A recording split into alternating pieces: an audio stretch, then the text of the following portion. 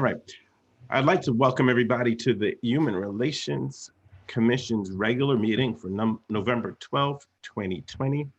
At this time, I'd like to do roll call. Staff, can you help me with that, please? Commissioner Duteray? Present. Commissioner Regier? Present. Commissioner Savage? Present. Chair Smith? Present. Vice Chair Stinger? Present. Councilmember Tanaka? Sure. Thank you. Thank you so much.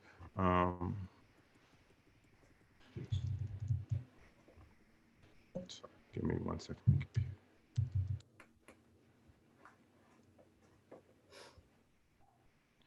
Right. Do we have any agenda changes, requests, or deletions?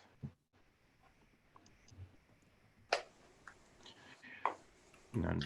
Right now, I'd like to open up for oral communications from members of the public. This is to address any item that is not on our agenda tonight. If you can raise your hand in the function in the participant chat, or you hit *6, is that correct? Or *9, staff? *9. *9 if you're calling in by phone. I do not see any raised hands, Chair. Thank you very much. At this time, we want to go into our public reviewing of the amended Community Development Block Grant, CDBG, and the Citizen Participation Plan, which I'm grateful to Aaron for sending such a detailed packet, which actually included paperwork from 2010 explaining a lot of stuff that I didn't have visibility to before. But we'll turn over to Aaron and she will start us down the process on this. Thank you. Good evening, commissioners and chair. I'm going to start sharing my screen in a minute. I'm just trying to figure it out. Let me just do it. Share screen. Okay.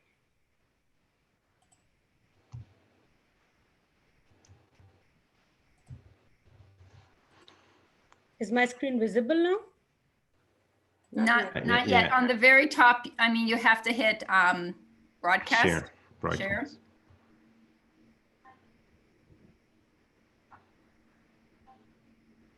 Is it visible now? It's starting right now. Thank you. Sorry, I always take so much time on this. Perfect. Oh, nice. Okay.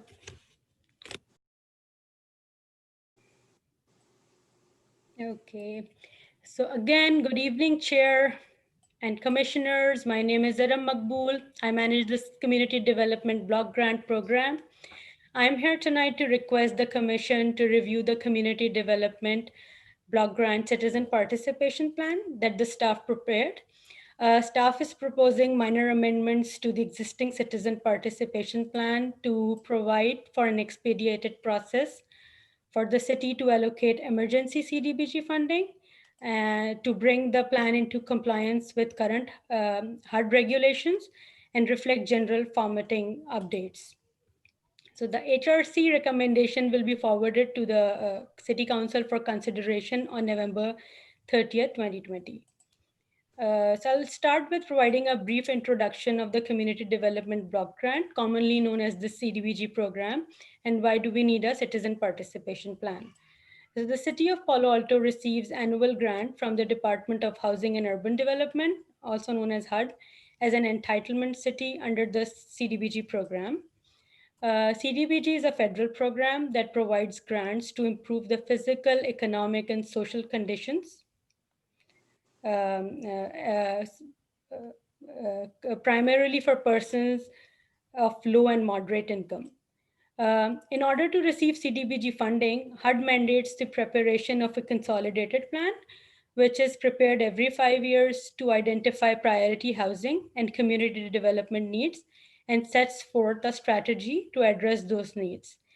An action plan, which is prepared annually to identify specific projects to be funded to implement the goals and objectives identified in the CON plan, in the consolidated plan, also known as the CON plan, and a consolidated annual performance and evaluation report, also known as CAPER, which is the annual performance report that evaluate goals achieved with the annual CDBG grant. So in order to ensure maximum citizen participation in the development of the consolidated plan, action plan, and its associated performance report, and to enhance program accountability, HUD requires that the CDBG entitlement jurisdictions provides its citizens a reasonable opportunity to be part of the CDBG activities from the beginning to the end of the program year. As a CDBG grantee, the entitlement jurisdictions must have a citizen participation plan for involving the citizens in the CDBG program process.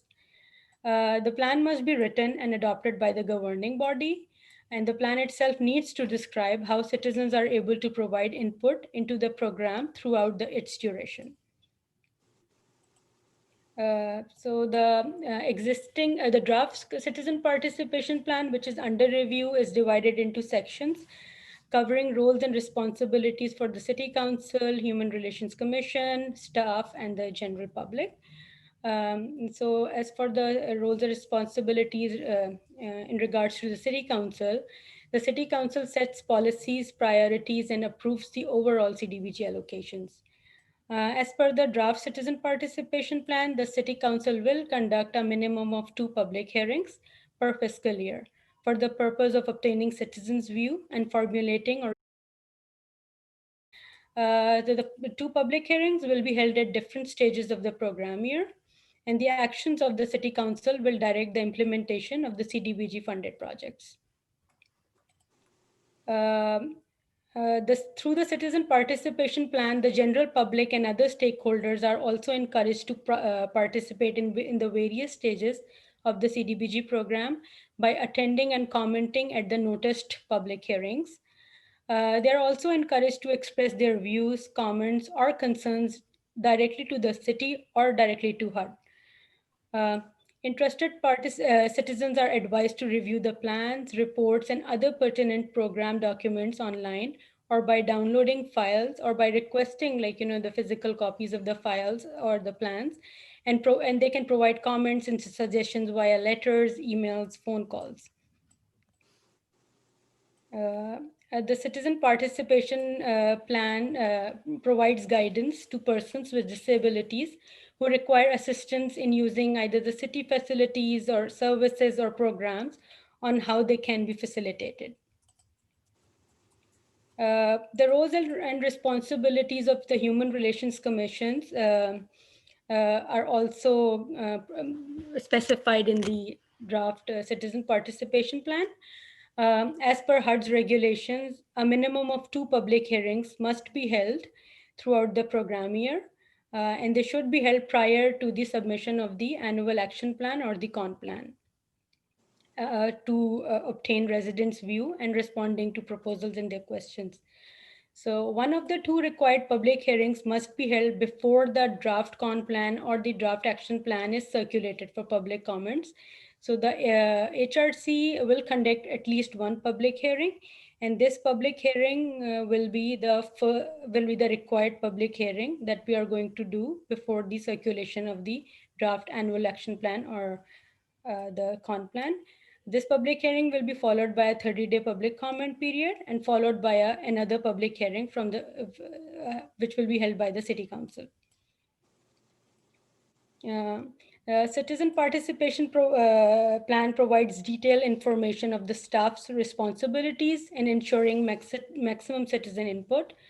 Staff is responsible for providing critical program information, such as the availability of funds, activities to be undertaken from those funds, maintaining a mailing list of interested parties for grant, providing technical assistance to grant applicants. Additionally, staff is responsible for providing sufficient notices regarding the public hearings, which are required item, and public comment periods on various reports and plans. Any complaints or information requested by the stakeholder pertaining to the CDBG program should also be entertained by the staff as per the citizen participation plan. Planning staff is also directed to arrange for information to be presented in a bilingual fashion at public hearings whenever a significant number of non-English speaking residents are expected to participate or when a reasonable request is made for such a service. Finally, responding to any complaints and grievances regarding the CDBG program is also staff's responsibility. So the draft citizen participation plan specify the criteria of what constitutes a substantial amendment to a con plan or the action plan, and how the city will provide opportunities to the stakeholders to provide comments on the activities to be undertaken by submitting the substantial amendment to the to HUD. So substantial amendments are defined as number one, a change in the use of CDBG funds from one eligible activity to another. Number two, the implementation of an activity that was not previously identified in the submitted con plan or the action plan. And number three is a change in an activities program budget, which exceeds 10% of the city's latest annual entitlement grant. Prior to the submit, again, this is a HUD requirement. Prior to the submission of a substantial amendment, the city will circulate the amended con plan or the action plan for public comments for a 30 days period, followed by a public hearing to be held by the city council. So in order to expedite the use of CDBG funds to prevent or respond to the COVID-19 emergency, in June 2020, HUD waived certain regulatory provisions regarding the public comment period, which was reduced from 30 days to 5 days, and also regarding reasonable notice and opportunity to comment. This was the time period of the announcement of public hearings are reduced from 14 days to 5 days. These waivers apply to consolidated plan amendments. In its guidance, HUD directed jurisdictions to make changes to their citizen participation plan to be consistent with the waivers, to acknowledge the ability to streamline the lengthy grant processes in the time of emergency. The draft citizen participation plan specify the citizen participation requirements in the state of emergency, which is to comply with all the HUD memos and notices that direct citizen participation requirements in the event of a local, state, or national emergency or disaster. These requirements shall overtake any conflicting provisions of the citizen participation plan. Following the HUD standards will allow the city to respond in the most efficient manner to secure and access new HUD funding and to reallocate existing funding. So this was basically a brief overview of the draft citizen participation plan that's under review. So the HRC recommendation, again, I'll repeat, will be forwarded to City Council for consideration on November 30th. I'm going to conclude the overview of the citizen participation plan and happy to answer any question that you may have. Thank you so much. Thank you so much, Aram, for that thorough presentation and for the packet that you sent us earlier with a lot of detail in it. What I would like to do is offer each commissioner, let's do a round robin. Let's start with 5 minutes per commissioner. And let me pull up my participant list. Aaron, would you mind pulling the presentation down and just represent it if a commissioner has a question so we can go back to the screen with all the commissioners on it? So, okay, so you are asking me to stop sharing my screen? Yes, please. Okay, I'll do Yes. that. Yes, please. Okay. We'll do this in alphabetical order.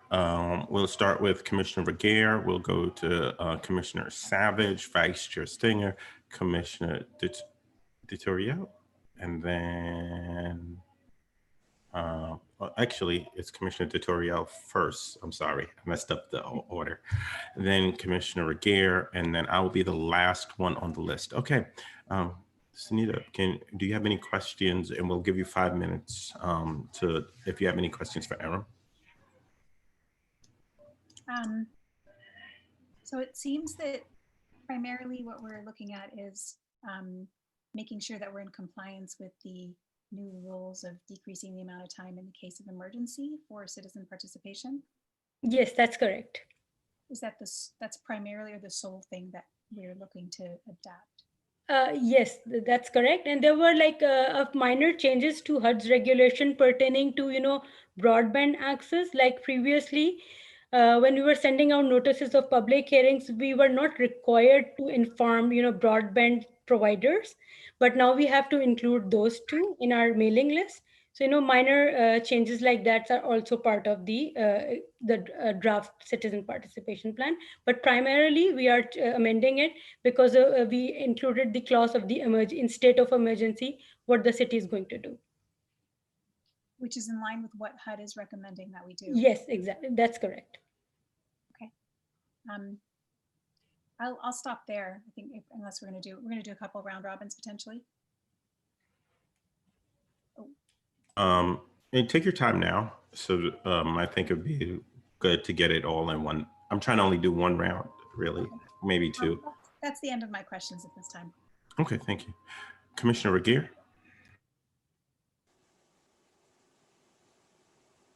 Commissioner My Regier, question, I guess, is about participation, community participation in the meeting. Being that we're part of the feelings that it's probably going to be Zoom, all of these things, probably, right? So one of the things that I've heard from people is that Zoom for people that can't hear very well, that are hearing impaired, is there a way besides this languages to have, because I know you can do it for Zoom, is have captions. Can we include captions so people that are hearing impaired can participate that way? So I'll maybe chime in. I think, we have the ability to do that. We'll check with our ADA compliance staff person just to see what we can do. But I'm sure I know that Zoom has the capability to turn something like that on. So it's sort of a normal procedure. Right, because part of our it's not really an ADA, because a lot of times ADA does not meet. I mean, they meet their requirements, but they don't go beyond. And I feel like as a human, our duty as a commission is to protect and to help people that are in need. So I guess that's my request, that if that we do that, so that people that are hearing impaired can. So we'll look into that to see what we can do to accommodate that request. Okay, and then my next question is to, I know it's to the city council member, the Greg. We are down to 5, and now we are being implemented to do all this by November 30th and have a meeting. Is there a way to go back to the city council and say we need more commissioners? I mean, because I know that the park said we can't do all of this from parks, and we are under the auspices of helping human beings and people. And this is a lot besides of what we're supposed to be doing too as a commission. I mean, it's a lot for 5 of us, especially with the Brown Act. We can only talk to one person. Is there a chance that we can go back? Because I know you are really a proponent to helping. Yeah, well, I mean, you're definitely preaching to the choir here. That vote failed, as you know. Maybe with the new council, it'd be different opinions, perhaps. But at the last council, right, it didn't happen. So I don't know. I think we'll have to see if, as I said, you're preaching to the choir. I supported having more commissioners. I mean, because how many staff members, or I guess that's my question, is how many staff members are working on this? I don't know. Staff would have to say. Yeah, or Claire, and you guys, we're 5. So I'm not going to speak for the HRC. I can let Minka speak for the HRC. I'm from the planning department, so I wouldn't be able to speak for this group. No, I mean, just specifically on this block, this particular issue. How many of you are working on this?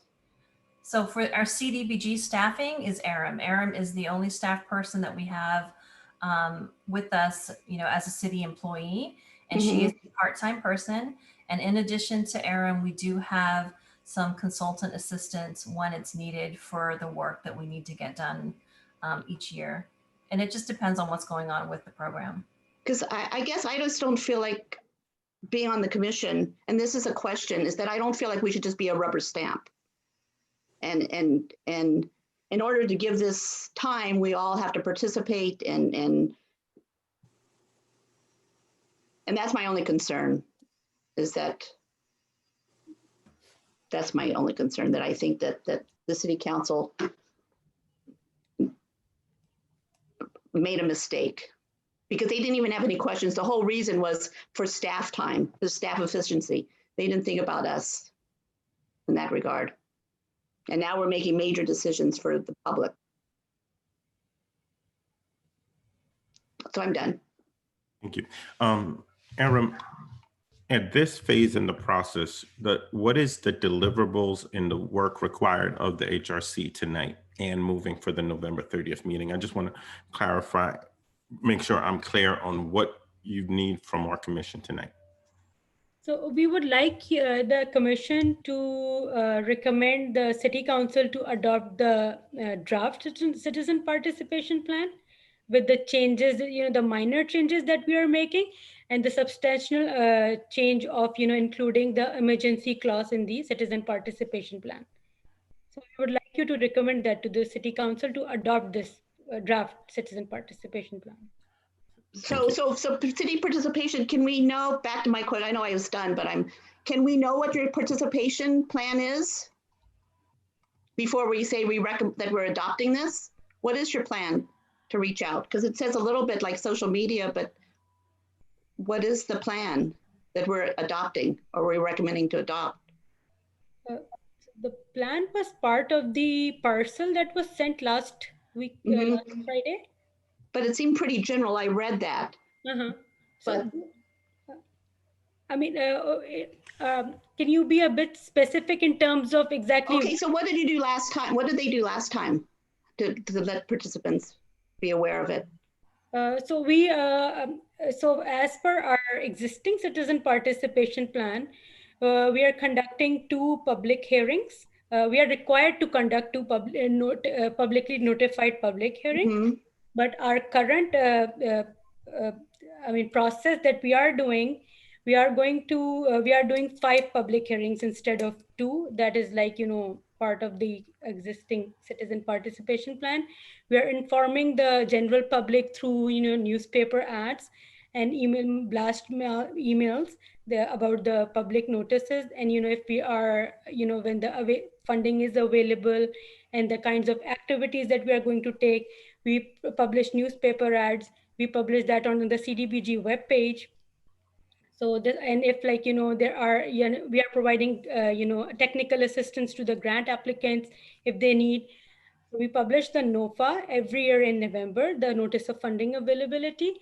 And after publishing that, within 2 weeks, we conduct 2 pre-proposal conferences with all the applicants if they have any questions regarding the regulations of the CDBG program, or if they need any assistance with, the applications. And after that, we bring the applications to the HRC selection committee, which you were part of last year. And after those recommendations go to the full HRC, and that's our process that we do. So those recommendations. Okay, yes, Mika. Thank you. Mika, then. So Mika, can we put it on our page too? Can we put it on our? I'm just saying that if we're going to be doing this and stamping it, that I'd like to know how much outreach are we doing? Can we put it on our Human Relations Commission that we're going to have these meetings and put it in the COVID notes? I mean, it just seems like. Well, the planning department can decide if they want to send it for inclusion in the COVID notes. We can include it on the HRC page. Okay, Commissioner Savage. Great. Thank you. Thank you. Okay, yeah, it seems like there's just a few changes from the way it was in previous years. So I'm good, no questions. Commissioner, Vice Chair. Thank you, Aram. That was very detailed, and I appreciated your report. I just wanted to make sure I understood his RAP CDBG overview. Yeah. Is that something, I mean, we do that among our subcommittees right now and at our HRC review. Was that to be more formalized in the proposal? That was actually part of the adopted citizen participation plan too, because we just want to, and that the only reason why we include that is, and it's not a HUD regulation. We just want to make sure that we are we avoiding the duplication of benefits. That if we are providing grant to one agency and SRAP is also recommending grant for the same agency, the scope of services shouldn't be similar, or even if it's similar, I mean, we are not like providing them grant for the same thing 2 times. So we've just formalized what we have been doing in the past. That's Can we also, and maybe this would just be a note to self, when we set up our priority needs, we might want to think of both agencies. yes. Aram and I are in dialogue during the entire process of CDBG and HISRAP. We hold our, what we call our first meeting, or kind of called the bid meeting, and the CDBG and the HISRAP people that are being, anybody who wants to apply is required to be at that meeting, and Aram and I both participate. We both present. And then when the applications come in, we are in dialogue together as well. So that dialogue happens all along the way, with the goal that we each try to serve the agencies that are applying through the different programs, and that we're not considering to fund the same type of activities. And that's something that's made very clear during the pre-bid meeting as well. Correct. I think you've done a good job of that. I think we need to be a little bit more conscious of doing it up front. We do it after the fact. And I think we can do a better job of doing it up front. Right. Thanks. I'm done. Okay. I think I made a technical mistake. I did not ask for public comment before I went to commissioner questions. I apologize to the public for that. If there is anybody that would like to make public comment, can you please raise your hand or hit *9? Hit *9.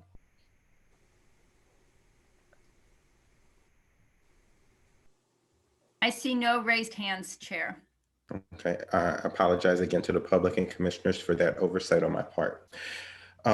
This time, I'm willing to entertain a motion. I move that we adopt the citizen participation plan with the minor changes. Thank you. Can I have a second on the motion? I second. Thank you. We will go through the vote. Chair, may I ask just if there's just any discussion, and then you can go to the vote. Any discussion, any questions on the vote? My only discussion would be that we need some hand-holding this first year through it to make sure that we are sticking to the letter of the law, the letter of our motion. Thank you. I guess I have. Can I make a friendly amendment to this motion?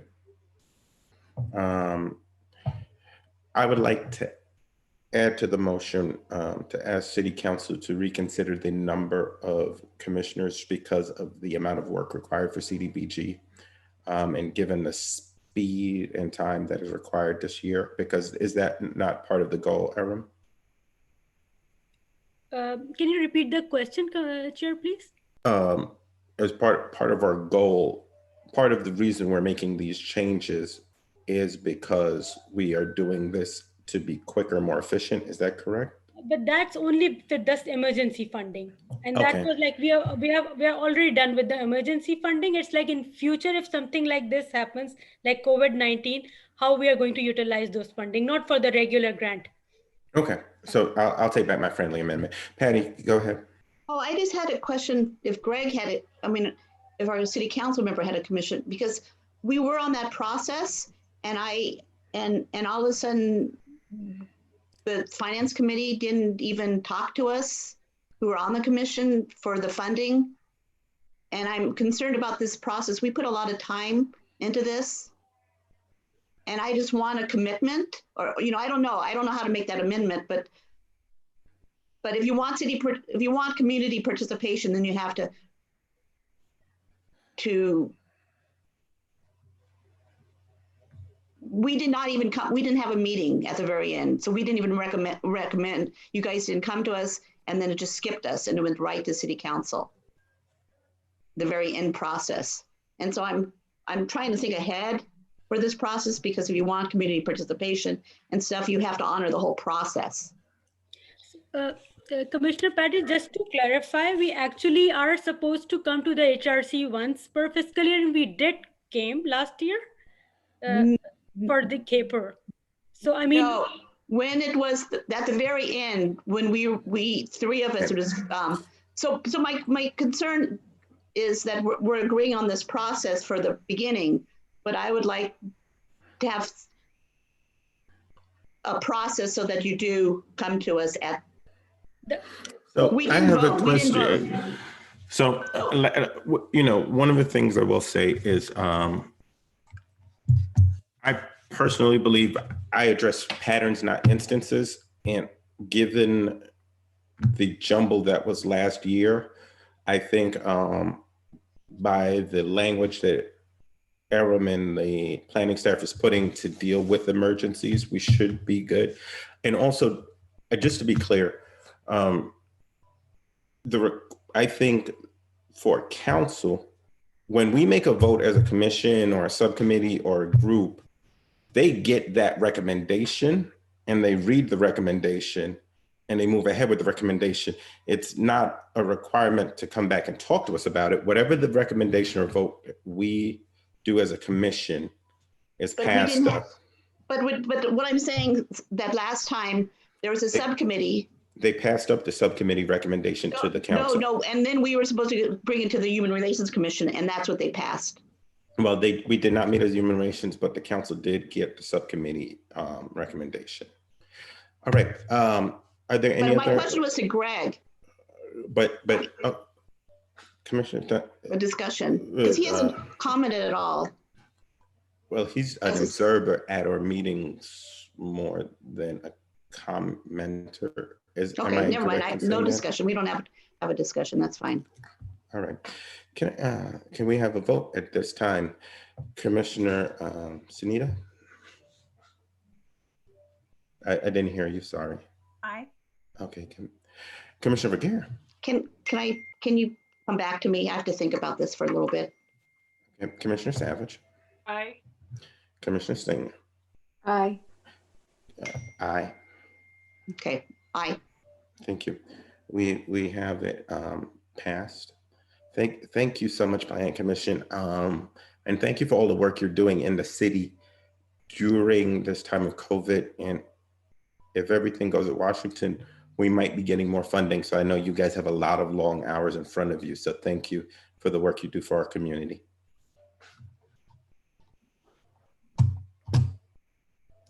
Actually, Aram will be on for number 2 as well. I know, but I got to thank her for number 1. You know, you give them the roses while you can. It almost sounded you were saying goodbye to her, so I just wanted to make sure. No. You're not that lucky. Yeah, I'm not that. No, let us go over capers. Yes. Aram, do you have another slide deck for us? Yes, I'm going to share my screen again. Thank you.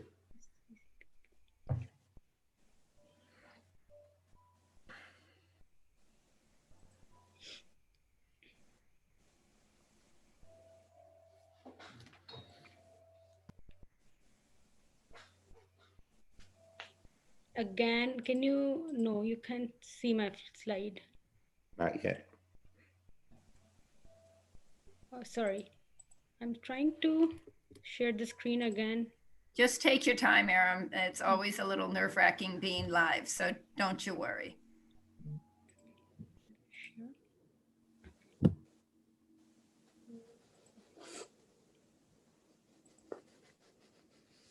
We can see your screen. Okay. Good evening again. So I would like to thank the Commission for giving me the opportunity to provide a brief overview of the Consolidated Annual Performance and Evaluation Report, also known as CAPER. So this report is for fiscal year 2019-20, which was ended on June 30th, 2020. And sorry, I'm going started from July 1st, 2019 and ended on June 30th, 2020. The CAPER is a federally mandated document that the entitlement jurisdiction submits to HUD at the conclusion of the fiscal year. And this year, the deadline to submit the CAPER is December 27, 2020. So the purpose of the CAPER is to provide a summary of how the CDBG funds were expended and the accomplishments made through the funding of those projects. So the Community Development Block Grant, again, is commonly known as the CDBG program, is the principal federal program. It's a city of Palo Alto receives annual funding from the US Department of Housing and Urban Development as an entitlement city under this program.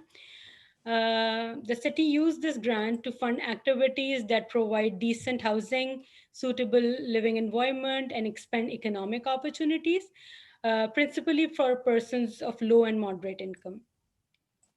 Activities funded through CDBG must meet one of the three national objectives. Number one is to benefit low and very low income persons.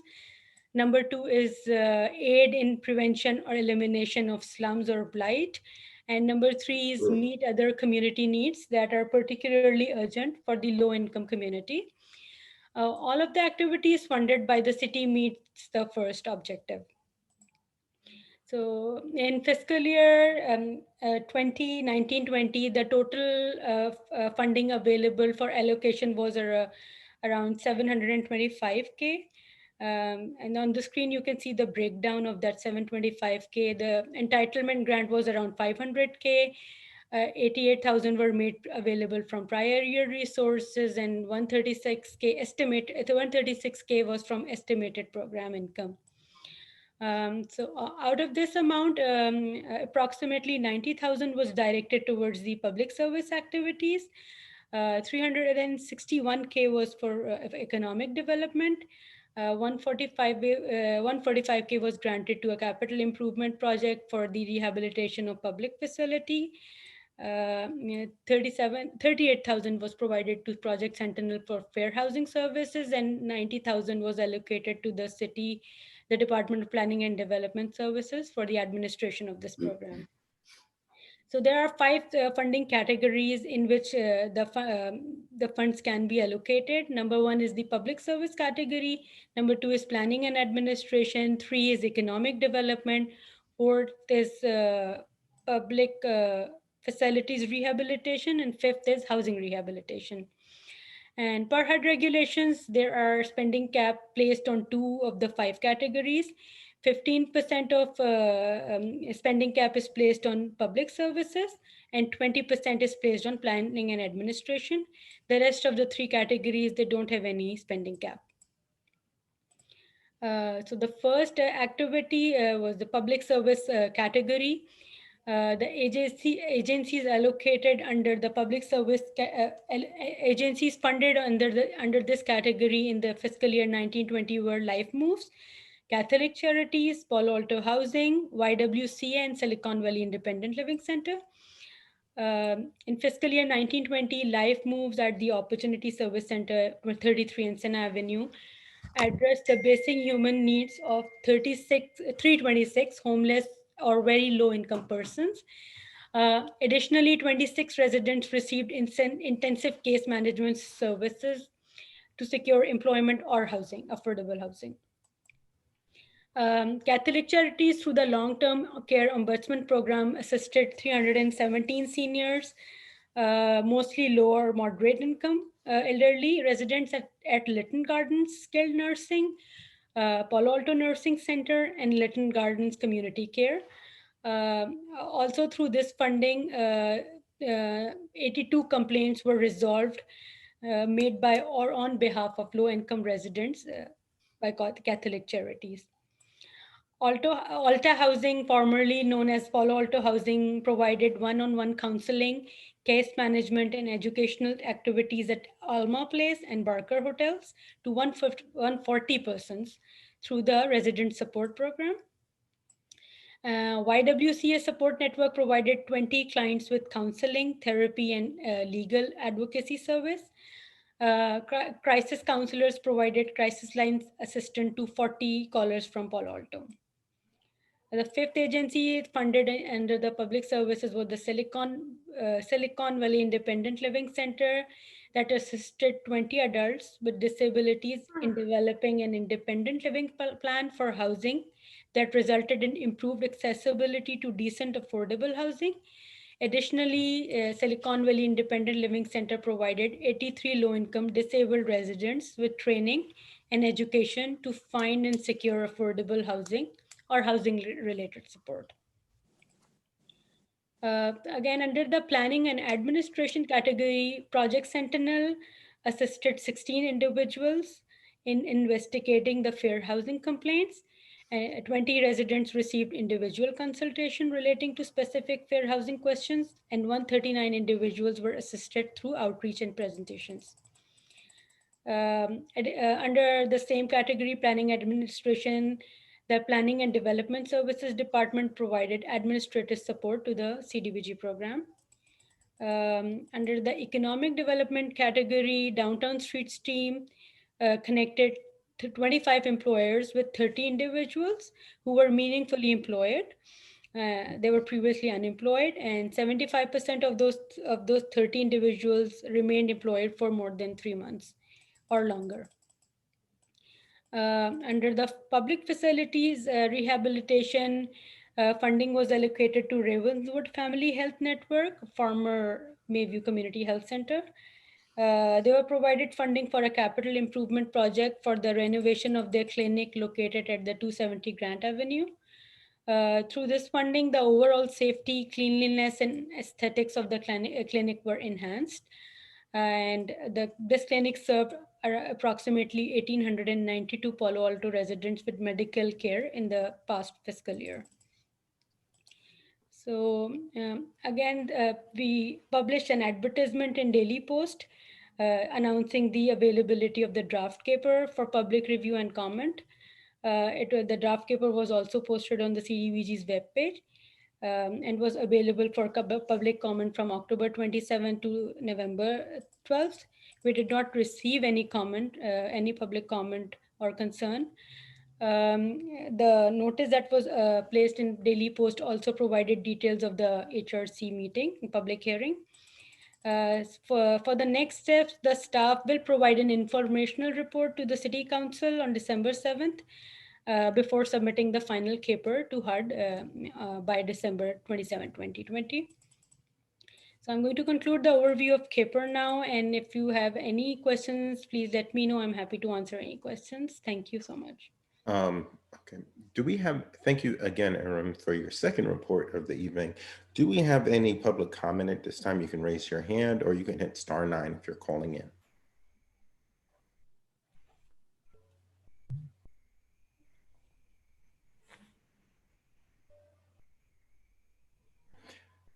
We have no public comment at this time. What I'd like to do is open up for commissioners. We'll start with Commissioners Sunita. We'll give everybody 3 or 4 minutes to ask questions to Aram, and we'll go from there.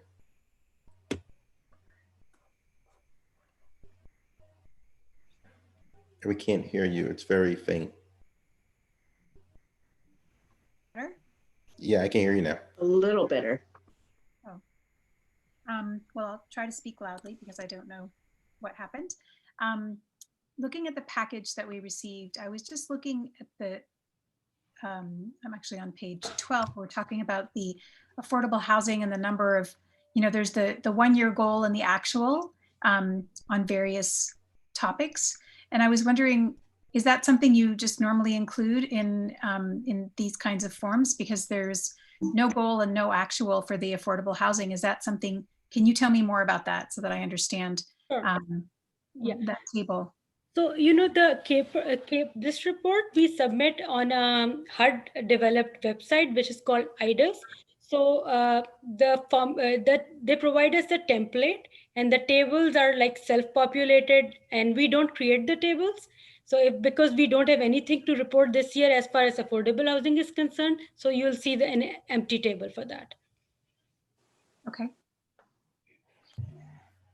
Is that something that's consistent year to year? Oh, no, no, for example, so because, in fiscal year 1920, there were no applicants for the affordable housing rehabilitation, but previously, I think in fiscal year 1819, we provided approximately 250K to the Opportunity Service Center for their rehabilitation. So our goal in 1819, we were actually able to assist 88 households in that category. Okay, great, thank you.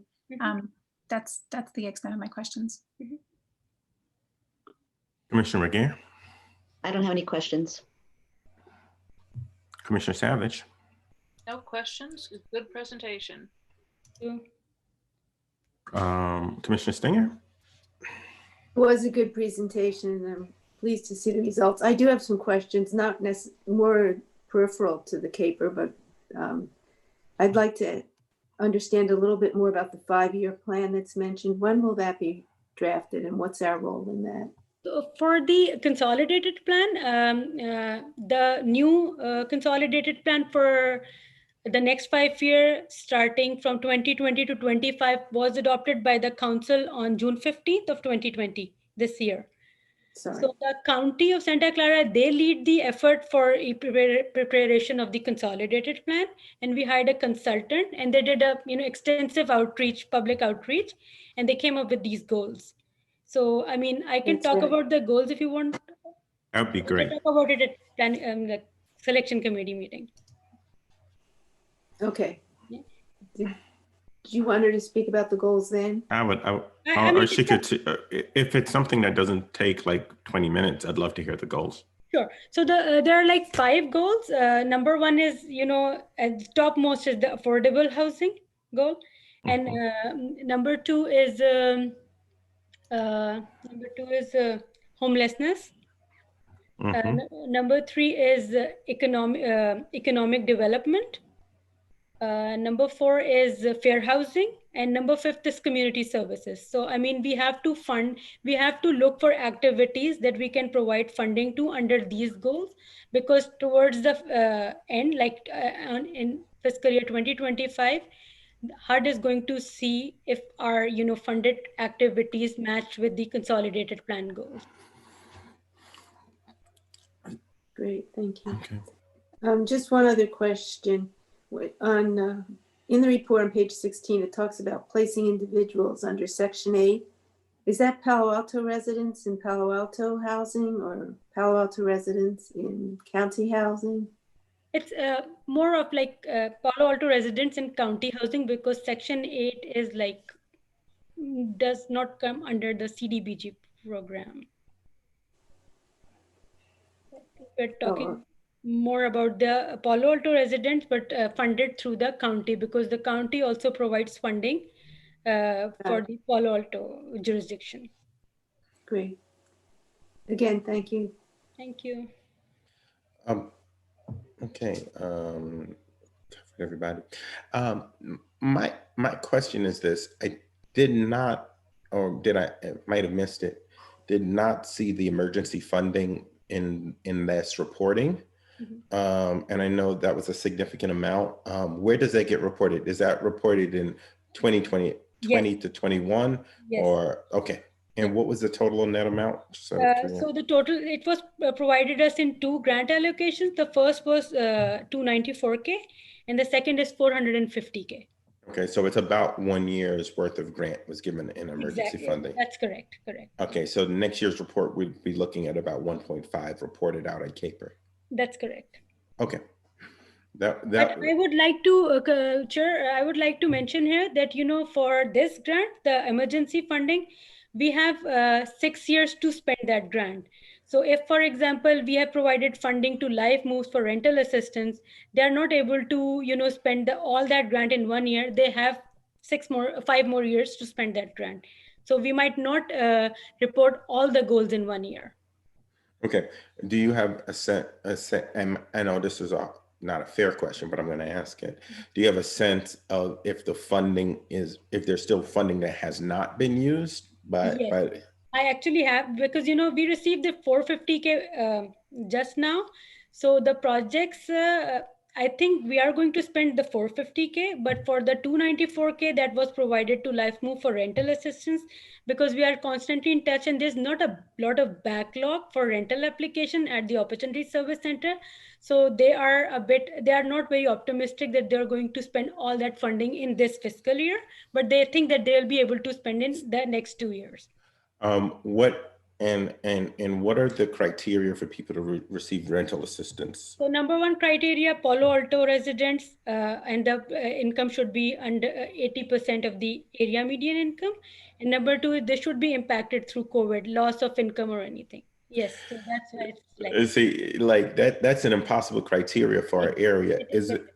It's a very difficult criteria because if our medium rental, okay, we don't, you know why it's difficult. But this is coming from HUD, and I mean, because like in San Jose, they were able to expend all the funding so quickly, but in Palo Alto, it's a different scenario. So I understand, but these are HUD regulations. Is there any way to get an amendment? And I don't know HUD well enough, so these are just questions out of being naive. Not get amendment on the the criteria of funding allocation. What we can do is, if we are not able to spend funding on rental assistance, we can reallocate that funding to another activity. And when would that discussion be started? We'll see, like in a year, we'll see where we are at as far as the 294 is concerned. If we are at like 225K, then it might be a good time to start discussing alternatives. And that would go to council or HRC? It will go to the substantial amendment goes to the, because that would be a substantial amendment that will go to the council. Okay, thank you. Councilmember Tanaka, do you have any thoughts, ideas, questions on this? I don't, thank you. Thank you, sir. All right, we don't have to make a vote on this, do we? There is no motion on this. Anybody else have any questions for Aaron? Yes, Patty. Yes, Oh, I was going to say back. Hi, I was just going to go back that when we were doing our liaison and talking to the Opportunity Center, at that point, they were saying that that's one of the things that they would like us to do as a commission is to help them put out the word that this money was available. And I think that's because they're saying that not everybody that is needy thinks about going to certain places, and that if we promote it more, that they're asking us to promote it more. Because for some people, it's a first time. So I'm thinking that that's something that we could. I think there are some people in the community and some lists that me and Minker share in the faith community and in the nonprofit space that could really use it. I think the real challenge is the geographic limitation of Palo Alto and the income limitation. The math, because of the median income, it just doesn't work right here. But Aaron, if you can send me an email, me and Minka email tomorrow, I will get you. I have 2 or 3 contacts that I can give you that have listservs that go out to faith institutions of many different faiths. Okay. It probably would be good to reach out and let them know this exists. Okay, great. Okay. All right, if we have no further questions for Aaron, and I want to thank her supervisor, Claire, for being on the line with us tonight. Thank you. Aaron is really good. We enjoy working with her, and she's done a phenomenal job making some complicated stuff somewhat transparent to lay people. So thank you all. We can move to the next item. Staff, are we good? Actually, we might need to take a couple-minute break. I've been off for the last 10 minutes because my internet went down. So I am trying to reload my presentation. So okay. If you just give me a minute to try to boot it up. Let's do this, Minka. Let's do this. It's 7:54 now. I will see everybody back here at 8 o'clock. Give Minka some time to get the presentation together and not have everybody stare at her. Thank you.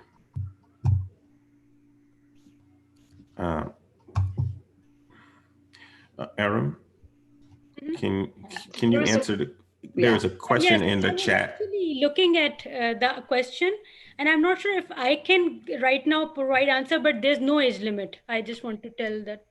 Let me just see if I can. respond. Okay. Thank you, Maura, for bringing that to our attention. So I actually have my presentation up, but if we've told people there'll be a few minute break, Mary wasn't prepared for that, so we don't have the slides. So we can wait till Daryl gets back and we can just keep Daryl's going. back. Commissioner Duterre is taking a short break as well. Oh, she's back. We're efficient. We are efficient. Thank So you, let me- commissioners. Thank you for your patience. I just had to slowly let my computer come back. Oh, it looks like Councilmember Tanaka is on a break. So we do want to wait till everybody's back, especially since we said that. So we are still live. So if people want to go off screen till 8 p.m., why don't we do that, since that's what we said we were going to do.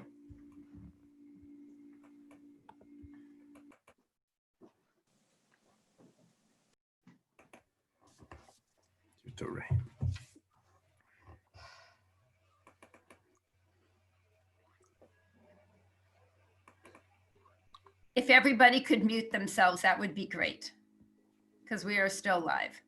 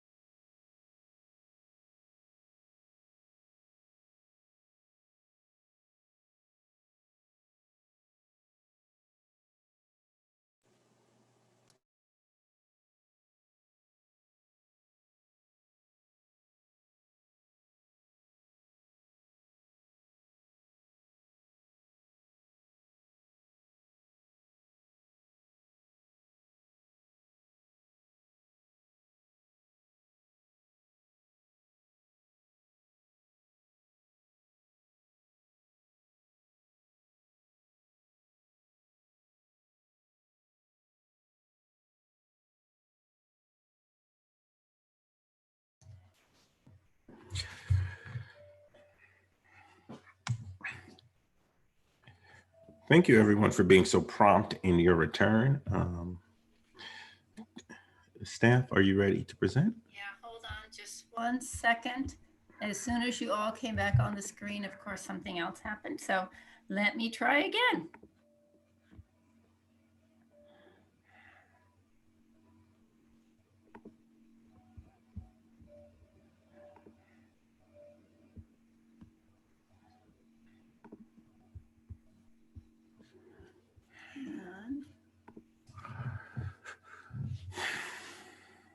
Okay, just 1 more second. There we go. So thank you all for bearing with me through my technical difficulties. I am here this evening to present to the Human Relations Commission the needs assessment results. So can I just get a verbal okay from someone that they see the presentation? Yes, you are. You're good. Great. Sounds good. So I just wanted to give a very quick overview of HISRAP. This slide is duplicate to what I talked about at our meeting last month, but for anybody that wasn't here, I wanted just to quickly give this overview of HISRAP. It stands for the Human Services Resource Allocation Process, and it's the procedure in which we identify, prioritize, and support grant allocations in the community. As we are looking at the applications that come to us during that process, the primary goal is to meet the needs and improve the quality of life of low-income and vulnerable populations. But the review committee also takes into account the financial, social, cultural, psychological, and physical barriers that prevent Palo Alto residents from accessing the human services they need. There's currently $550,000 in that account. We are presuming it will be around the same amount in the next budget cycle, but those decisions or final decisions are made when the City Council makes recommendations for our budget for next year. HISRAP is on a 2-year cycle. So the priority of needs, that's the report that's before you tonight. And just to give you a little background on how we have assessed these community needs before, we do it every 2 years. In 2012, the HRC, with the help of a summer intern, conducted an in-depth survey of the needs in the community, and they spoke with residents, clients, providers, experts in the various fields, and produced a very detailed report for City Council. Since that time, every 2 years, we have continued to update the needs and to reassess the needs in the community. We have done that mostly through the assistance of a survey tool and to update demographic information. 1 year, we also did in-depth interviews of each of the current HISRAP grantees, all with the goal of coming up with a priority of needs, which is just a more formal way of saying the allowable funding categories that we include in the HISRAP application so that anybody who is interested in applying knows if the need that they are meeting in the community, if it's included and if they may apply. So this year's process. So this year, I send the survey out to 40 agencies that serve Palo Alto residents, so they did not need to be Palo Alto based. And that is current HISRAP grantees. That is also a list of agencies when I look into the current priority of needs and the types of needs that they meet. I try to look at other agencies that are serving Palo Alto residents that also address those needs in the community, and I send them the survey. We received 27 responses, and as I mentioned in my staff report, some agencies turned in more than one response, and often that was to amplify the need of a different service agency. For instance, an agency that serves, has a program for seniors, but it also has a program for maybe individuals with special needs. So they wanted to make sure those different needs were amplified. So what we're trying to do with this needs assessment is to check the needs, gaps, barriers, and trends in the community, and check those against years past of the same survey. We also wanted this year, because of the COVID pandemic, we wanted to really see how COVID was affecting our human services providers. We also continue to update specific demographic information, and you will see that that was included in the packet of information. We always try to include the most up-to-date information that is available, primarily through the American Community Survey, which is part of the census survey. Sometimes that's 2019, sometimes it's 2018. Different data points sometimes have different years in which they are collected. So I wanted to tell you a little more about the HISRAP's priority of needs. So HISRAP has historically had a really wide scope of allowable funding categories, and some agencies have been receiving funding for years. Now, this is fairly unusual because most funders, or even other communities that I have looked into, have a very narrow funding category. They will, for instance, say we're helping youth and individuals with special needs, or seniors and preschoolers. But HISRAP historically has had a very wide limit of funding categories of agencies that can apply with their needs. In the past, the HRC has recommended to staff some additions based on the results of the priority of needs survey. And you saw that in your report. That has included things such as elder abuse, after school tutoring, and so forth. So when you're reviewing the results, what I hope that you did, and I'll just mention this for anybody that is listening, we are really trying to look at the needs that present in the community in a variety of ways.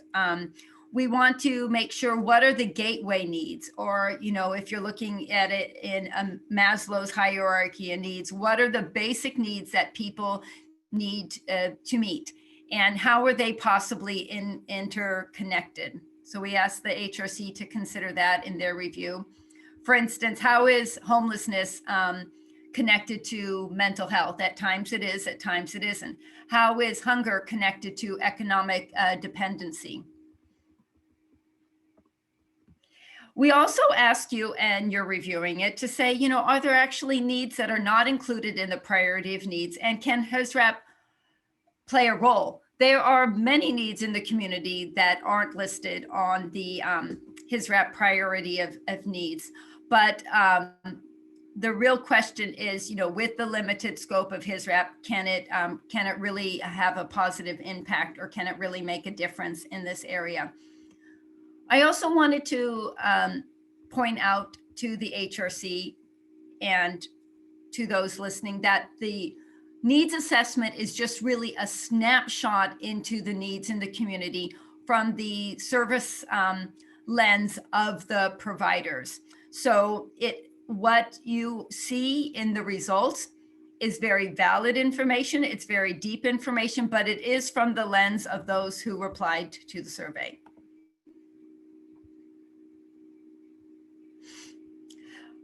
What we often do with HISRAP, and when we're looking at the results, is say, okay, from 2016 to 2018 to 2020, how are things different?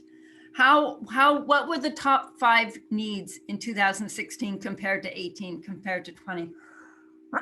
Excuse me. That type of comparison was extremely difficult, because I would say that, excuse me, the majority of answers this time were all through the lens of the agency's experience of responding to COVID. I'm sorry, I have a tickle in my throat. Most often we get the responses. It's one of the pre-responses given. But what I noticed in the survey responses this time is that the majority of what people had to say came in the other category. And you will see that in the responses and the reply that I gave to you as far as what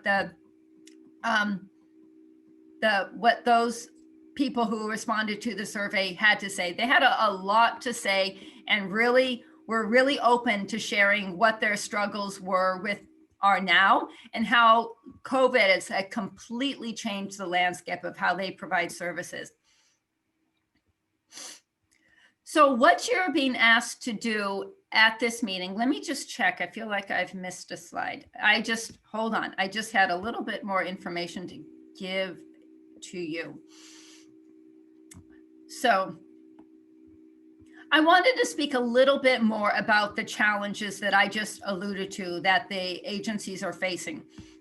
So they had challenges as far as their service provision, their funding. They needed to meet the expanded needs of their clients, the expanded needs of their staff.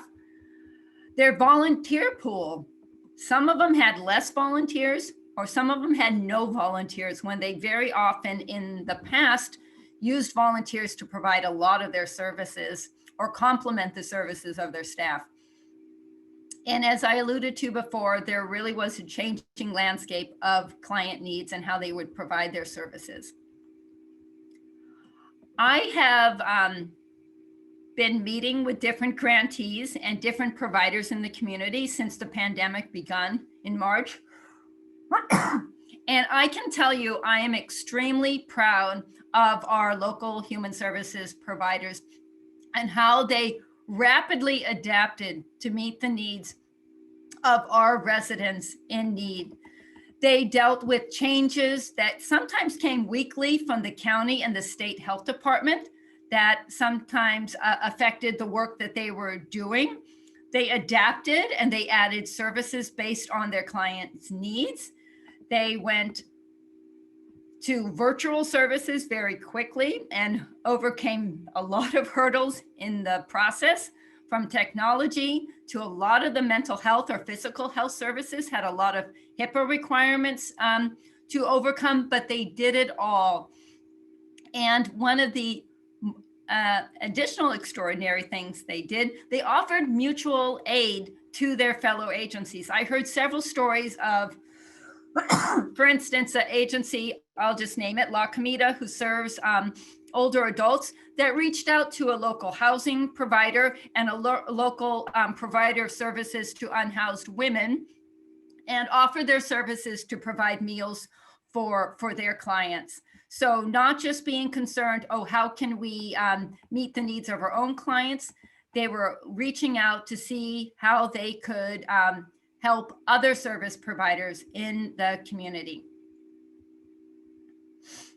So as far as the key results of the needs assessment, as I stated in my report, housing is a huge need. Housing has come up on the top of the list since I think 2012, and it's a huge need that I think is beyond the scope of HISRAP to take on housing itself. And I know that our planning department and our city council is very committed to work on issues of housing across the income spectrum in our community. What I did see was digital inclusion. That was a big issue that came through from most of the individuals that completed the survey. Their services have been moved online, but they noticed very quickly that either some folks didn't have the technology to access their services or know how to use the services. So that was a big need that everybody noticed. So your job right now is to have a conversation that is looking at the results of the needs assessment and to see how and to compare it against the current priority of needs and to see if there's any needs that you think should be added to the priority of needs. You can also see if you want to make a recommendation of if a need should be taken off the priority of needs. I listed in my report that I caution against taking off a need just because you perhaps didn't see it amplified in the survey results, due to the fact that sometimes clients and sometimes agencies don't mention needs if they're already being met. And in these type of surveys, what you usually hear about are the needs that aren't being met. So your role right now is to look at the results and to have a discussion about them. Ask me any questions you may have about the survey results. I see that many of the participants are current grantees or current service providers in the community. They might want to give comment during oral communications, but you at the end of this will be providing me with a recommendation as to the HISRAP priority of needs. There is a lot of rich information in the report on how COVID is affecting the service provider community.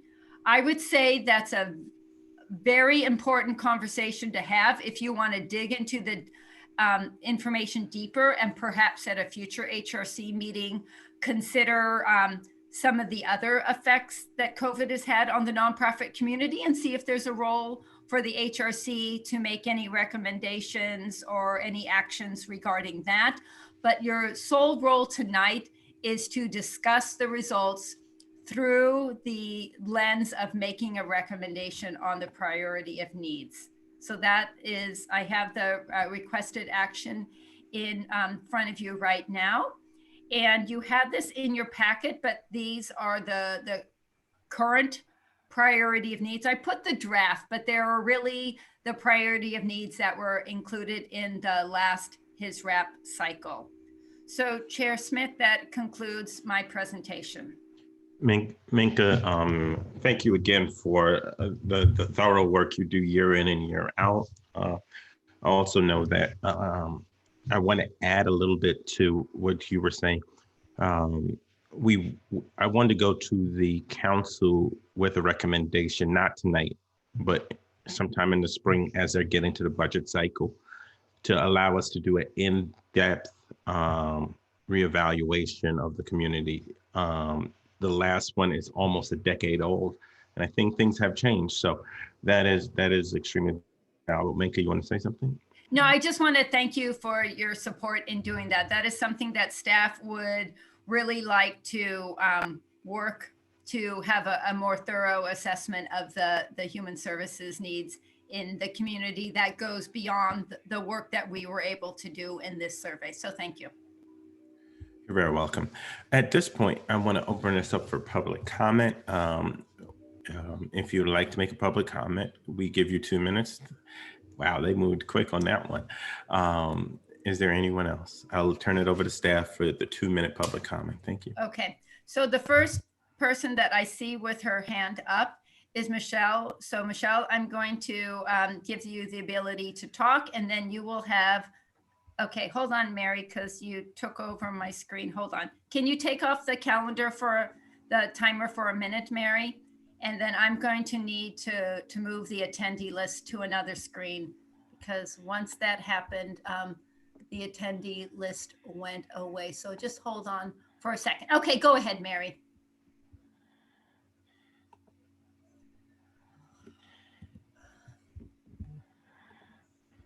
Okay, Michelle, you have 2 minutes. Go ahead, please. You might have to unmute from your end. Okay, can you hear me? We can. Go ahead, please. Okay, good evening. My name is Michelle Schroer, and I'm the supervising attorney at SALA, Senior Adults Legal Assistance. SALA is a nonprofit law office that provides free legal services to seniors countywide and in Palo Alto. We target clients that are low income or at risk of abuse, isolation, or institutionalization. We currently receive HISRAP funding, and we are very grateful for that. The funding has enabled us to expand the availability of our services to Palo Alto residents 60 or older. 74% of the Palo Alto seniors we served last year were very low income. 58% were 75 or older, and 36% had a disability. These factors place them in greater economic and social risk. Legal assistance continues to be a critical need for seniors, even more so during the pandemic. We are seeing clients with legal problems involving the public benefits they rely on to shelter in place and to meet basic needs, such as Social Security, SSI, Medicare, and Medi-Cal. We are seeing clients that are worried about eviction, even during the COVID-19 eviction moratoriums, and clients whose housing is otherwise in jeopardy. We see clients that need to do basic planning for incapacity to enable them to live with dignity and choice, but can't afford to pay a private attorney $400 to $500 an hour to do this. This planning has become even more important during COVID-19 if they become gravely ill or are dying. And last but not least, we are seeing many clients that are victims of elder abuse, usually by someone living in their homes or someone that they know, such as adult children, grandchildren, caregivers, or tenants renting rooms. Based on what we are seeing, elder abuse is on the rise during the pandemic. Many of our current cases involve abusers living in the homes of our clients and sheltering in place with them during COVID-19. In any case, we thank the HISRAB staff for recognizing this as a priority, and we hope that the Commission will agree with the recommendation for funding. Thank you. Thank you, Michelle. The next speaker is Corey Emerald. Corey, you have 2 minutes. Go ahead, please. Hello, can everyone hear me? We certainly can, Corey. Go ahead, please. So my name is Corey Emerald. I'm the Executive Director for the Paralyzed Veterans of America Bay Area Western Chapter. We are a nonprofit service organization who serve veterans who have spinal cord injury or disease. We actually did a presentation earlier in the year before the COVID-19 pandemic happened. So I want to thank you all for allowing us to present to you. Right now, the situation has changed, obviously, due to the COVID-19 pandemic. Veteran suicide is now higher than ever due to the pandemic. We must adapt our programs in order to serve our veterans. All of our fundraisers for the chapter have been on hold, so we are looking for new funding to help support our programs. I know that we are new this year to the city of Palo Alto, but we are definitely been around since 1962. So we really appreciate your time and dedication to our chapter, and we look forward to the future. Thank you for your time. Thank you, Corey. The next speaker is Sarah Baltieres. Sarah, you have 2 minutes. Go ahead, please. Hello, hi everyone. My name is Sarah Baltieres and I work for Downtown Streets team in Palo Alto. We provide services for adults experiencing homelessness through a volunteer work experience program. We also serve over 300 individuals every month in our food closet in downtown Palo Alto. And I just wanted to take this time to really thank Minka and Aram and the rest of the nonprofits that we've been able to collaborate with during the time of COVID. It's really been amazing to see the community come together. There were times when, we needed supplies or referrals, and it was really nice to have the city to lean on as well as our fellow nonprofits. A huge thank you to Minka again and to the council, to the commissioners. I just hope that we can get support for this funding for those most vulnerable in our community. Thank you, Sarah. Are there any other individuals who would like to speak? Please raise your hand. Chair Smith, I don't see any further hands. There's one more. Oh, hold on. Thank you. Okay, Giselle, if you would like to speak, you have 2 minutes. Go ahead, please. Can you hear me? Yes, go We ahead. can hear you now. Hi, I'm Giselle Frederick from the Dreamcatchers organization offering academic support to low-income middle school students in Palo Alto.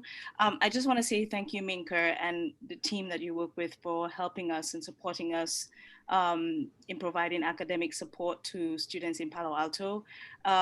We're very grateful for the funding that we received. We were able to bring on a third full-time member. We are a very small team, and so we were able to add an additional member to our team to help push Dreamcatchers in a whole different dimension. We were able to offer drop-in sessions, enrichment programs, and really expand our services during such a really, really precarious times. And so I just want to say thank you so much for everything that you've done for us at Dreamcatchers. Thank you, Giselle. And we'll just give it another moment if there's anyone who wishes to address the commission.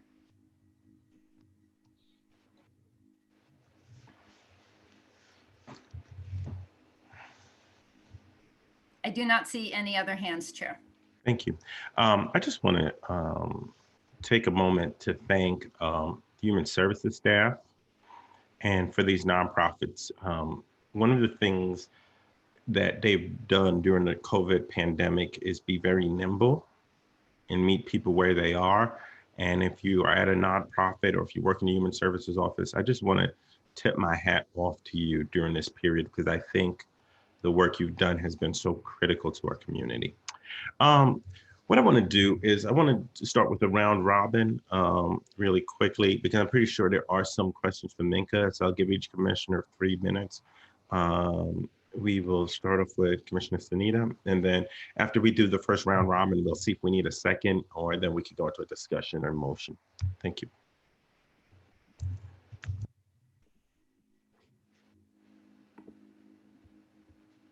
Well, I think, so if I understand correctly, what we're looking at is making sure that we have our priority of needs really squared away for the next funding cycle. And make sure. That is correct. It's looking at the draft priority of needs, which is the same one that has been used before, and then making any recommendations to staff if you think something should be added or something to be that maybe should be taken off. You have either option to recommend. I will provide feedback, or answer questions for any of your recommendations. So it seems there's nothing really to take off. I frankly am just coming up to speed and feeling a little bit overwhelmed with like the variety of the problems all exacerbated by COVID this year.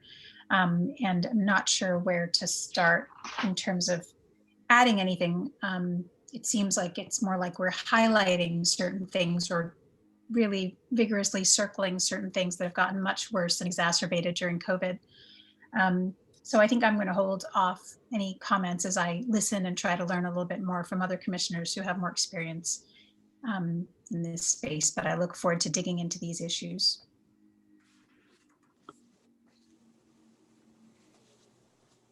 Thank you so much. Commissioner Regehr. I just want to thank Mika and everyone that spoke. I think that I too, I think that when it says the human service needs, I think that we have to be clear that this is the service needs of the agencies. And I would promote, when I was on the county commission in Massachusetts, we had a human needs survey that went out to residents. And I think that that's a really good one too. And it was a doctoral dissertation. And I think I would agree that we have to be clear that our mission as a Human Relations Commission is for the needs of the community, not for the social service agencies. I mean, we could support it, but and I guess that's my only comment, that I think it's great that you did this, but we have to be aware that our needs are also just further our desire to help. Right, and I think I'm on another speaker maybe at your on your end, but I think I would respond to that is I would maybe phrase it a little bit different. I would not say that HISRAP or this needs assessment is instituted to meet the needs of the nonprofit agencies as an entity.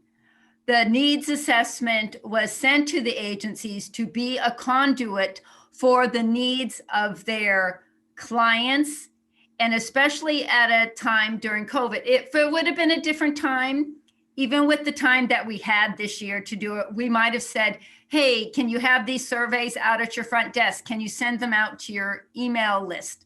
That, you know, COVID presented a much different time. So I count on our agencies to have a really good pulse on the needs of the individuals they served. And I think that is clearly demonstrated by some of the responses and some of the pivoting that the nonprofit agencies did. I think that's especially shown for the agencies that, let's just say, they provide, you know, seniors legal assistance. Well, they, or just another service in the community, but they still heard from their clients that they needed, for instance, groceries, that they needed legal, that they needed medicine, that they needed rental assistance. And they heard those needs of the client, and they expanded the services to meet the needs of the clients. So my lens would be a little bit different, that yes, we just talked to the providers, but we asked the providers, at least for the questions on the needs in the community, to answer it to reflect the needs that they are hearing from their clients. The second half of the survey was clearly to hear about the health of the agency during Right. COVID. But I really do feel like the first half of the survey, that all the providers answered it thinking of, what is my client thinking right now? Well, what are my client's needs? And I totally, I think it's a great step. I'm just saying that I think that nothing should be taken off, but this is, I mean, I think it's a great first step. But what I'm saying is that there's a lot of people that aren't clients, that are not going to these agencies, that really do need help too. And I think that we need to broaden our, but that's my only thought. Commissioner Regier, I 100% agree with you. I think that's why we want to send a recommendation before this budget cycle, before city starts doing the next budget cycle, that we have this funded, so that the Human Services Office can get the staffing needed, so that we can do a broader community survey, particularly given some of the challenges that we're having at this period of time. I think you have an excellent point. Which brings me back to the next step again, that I think that we as a group should really tell the city council that we cannot function this way with only 5 of us. I think we need, just like the Parks and Rec chair spoke at the city council meetings, I think we need to really push all of this again to the new council. Right. It would be my hope that the next assessment could be done by a consultant, because even with the commission of 7 last time, it was probably the lead person was a fully retired person. So I would say it would be my hope that the assessment could be done by a professional agency that does these assessments of the community on a professional basis. I mean, I guess we could discuss it later, because I would prefer that let's it is a I think we should bring discussion. that. Yeah, let's bring that as a retreat discussion. Councilmember Tanaka, hopefully, as you start a new council in January, you can bring some of these requests to them for us. So Yeah, we can start the process. I'm very supportive of it, and He's I think been very supportive. and I'll continue to try. Thank you. Thank you, I think sir. we as a group, Coloma. We will. Commissioner Savage. Yeah, well, regarding the needs assessment list, it is a pretty comprehensive, exhaustive list. I certainly wouldn't want to take anything away, and I can't think of anything to add. So I think it's right on the way it is. Commissioner Stinger. Thank you. Thanks, Minka, for the report. I have always fought this priority of needs, and I found myself relaxing when you said something, it should be called the breadth of community needs or a scope of needs. And just retitling it would make me feel more comfortable. So that's just one comment. The other comment I had was a reaction to something I think you said earlier, that we might want to think about focusing on COVID-related issues, but we also need to think about the basic needs that have existed in the past and continue to exist in this community. And I think this list addresses both. I might just in our comments think about 3 things that I think are particularly true in the COVID environment. I mean, besides the increased need for food, nutrition, and housing, digital inclusion. I think a lot of the clients don't have access to digital technology. I think some services need help with outreach. We just heard that in housing. I heard ACS talk about that earlier today, that people who have never needed their services don't know where to go for their services, and the agencies don't know or have not had experience outreaching to different communities. And the other thing I think that maybe we might want to focus on is socialization in younger children and in seniors particularly. The lockdown, the absence of socialization, I think is, well, maybe traumatic is either too soft or too harsh a word. But I wouldn't add those to the breadth of community needs. I would just be looking for services that address those needs. So those are my 2 comments. Okay. Thank you. Minka, my comments are, I noticed on question 2, question 4, and also alluded to several times during the questionnaire. People mentioned the digital divide or the lack of technology or the significant issue of technology. I know it presents a lot of issue. It's almost, given that we live in a virtual space, we are on Zoom right now, right? We're running business on Zoom. The digital divide now stops people from getting, even seniors doing medical work. I remember taking one of my parents to a doctor, and they had to punch in on a keypad, on an iPad kind of thing to check in. So this technology divide is significant. I would like to, I don't think this is year to cut anything, but on basic needs, and given the fact that we are going back into a significant rise in the COVID count and counties are dialing back, I think we need to have some language on basic needs around digital, not inclusion, because inclusion means I'm including you, but that digital divide that limits people from receiving social services, limits people from getting to doctors or education, or even working, or even participating in government at this point. So I think, and that seems to be a common thread throughout your report. Is that correct? Or am I jumping? Correct.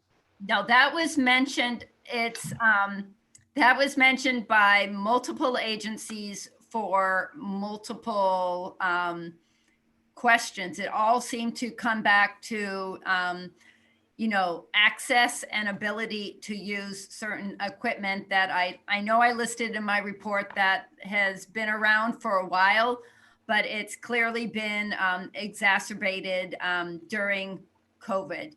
Now, it's not that agencies have forgotten the human touch. Many of the agencies have started welfare calls for their clients, calling them on a once-a-week basis, trying to connect, different groups, different client bases, to see if maybe some of their younger clients will call some of the older, some younger volunteers would call older clients just to try to set up unique opportunities for different segments of the community to be in dialogue with each other. So I know that's happened. So that has been so important because I think we've all had that experience that we've been distancing for so long that when we see someone we know in the grocery store, it's a very visceral experience. And for seniors or for other individuals who are at higher risk, if they contract COVID, who are being much more careful, they are just much more isolated. So, seeing someone on the screen or seeing their grandchild on the screen is helpful, but, just that old fashioned of getting on the phone and talking to someone or dropping off some groceries and backing up on the, driveway, but still having an in-person conversation has been really amplified during this time. So the digital divide has been amplified, but that real need for human contact has also been amplified as well. Thank you. Councilmember Tanaka? I don't have any comments at this point, but I think one thing that you guys probably all know is it's pretty tough times for the city. So, I'm hoping that we'll get more funding from either federal or state government, but just keep that in mind as you guys do this. I think really prioritizing and figuring out what's needed most. I mean, I would love to see kind of like a rigorous prioritization from you guys, because I think it's going to be hard to do everything, but I'm hopeful that we'll get more, but it's not going to be easy. So just keep that in mind as you do this. And I know it's going to be challenging for you guys because these are all good organizations. And then also think about like, I'm not sure you guys heard like the peanut butter analogy, but sometimes you could spread things really thin and not make much of a difference versus focusing on a few. So that's something else you guys could think about. But on the council level, we really don't have time to, or the knowledge to really look at this stuff very closely. So I'm hoping that the HRC can kind of do that deep dive for us and really figure out what is the right way to allocate very, very scarce resources. And it's gonna be scarcer than usual this year. So just keep that in mind. And it would not be helpful if you just say, okay, we're gonna do everything we did last year, no prioritization. That's not very helpful. What would be helpful would be some sort of priority list. So that as we know what the budgets really are, we know what can we fund and what can we not fund. I'm hopeful that we'll get more, but really what the HRC could do is provide that prioritization. Thank you so much, Councilmember Tanaka. I want to open up for discussion. Does anybody have any initial thoughts on this list? We got a chance to ask questions of Minka. Now I'd like to hear if anybody has any thoughts, suggestions, ideas. Yes, Commissioner Regier. I guess my about money, I think that I'm totally sympathetic to our city. And I guess that's back to the hiring a consultant to do a survey. I feel that would be, there's probably plenty of graduate students that need to write a dissertation and to write about poor needs assessment, and that would be a free cost to the city. I guess that's I wouldn't want to spend money with a consultant to find out what the needs are and spending lots of money when that money could be going towards that. And I think back to about the digital access, I think that's, it's not just being able to connect with people. I mean, once our libraries closed down, once all the businesses, there were a tremendous amount of people that were unhoused that had no access to the internet. And we're still seeing that with students. And I guess, and that's something that I just wanted to say, that it's not just being able not to connect. I mean, it's not even being able to connect. Yes, I think you just really highlighted a new dimension to that, like particularly those that are unhoused. If you can't walk into an office now, and you can't walk into a social service office, you have to do it online. Yeah, I think one of the survey respondents indicated that even for the unhoused, that even a lot of the services are being done by phone now to be able to access the county's hotline for shelter services. You need a phone because you need the county to call you back. So it's not even more advanced technology. It's not, we're talking not about iPads, or it's just the basic ability to have a telephone has been really crucial. And then going back to having places where you can actually charge your phone. Yep. I'm of the general sense, and I'll probably end up throwing a motion out in a second. I think it's one thing for us at the beginning of the process to over define priorities, because I believe like we're heading into very uncertain times. And I think we're going to see different kind of applications and it's obvious from reading the survey and the needs assessment that we are in a different environment now. So I think we should let the application process really help us sort of help define some of the stuff in there. I'd like to make do you need a motion, right, Minka? We need a motion. I would like a motion that is a recommendation to staff on the priority of needs for the next HISREP cycle. Okay. Yes. I think I want to talk about the digital divide being added to the list. Is there anything else, any other places, spaces, things that people see need to be added, need to be removed? Anything else that spoke to you during this report?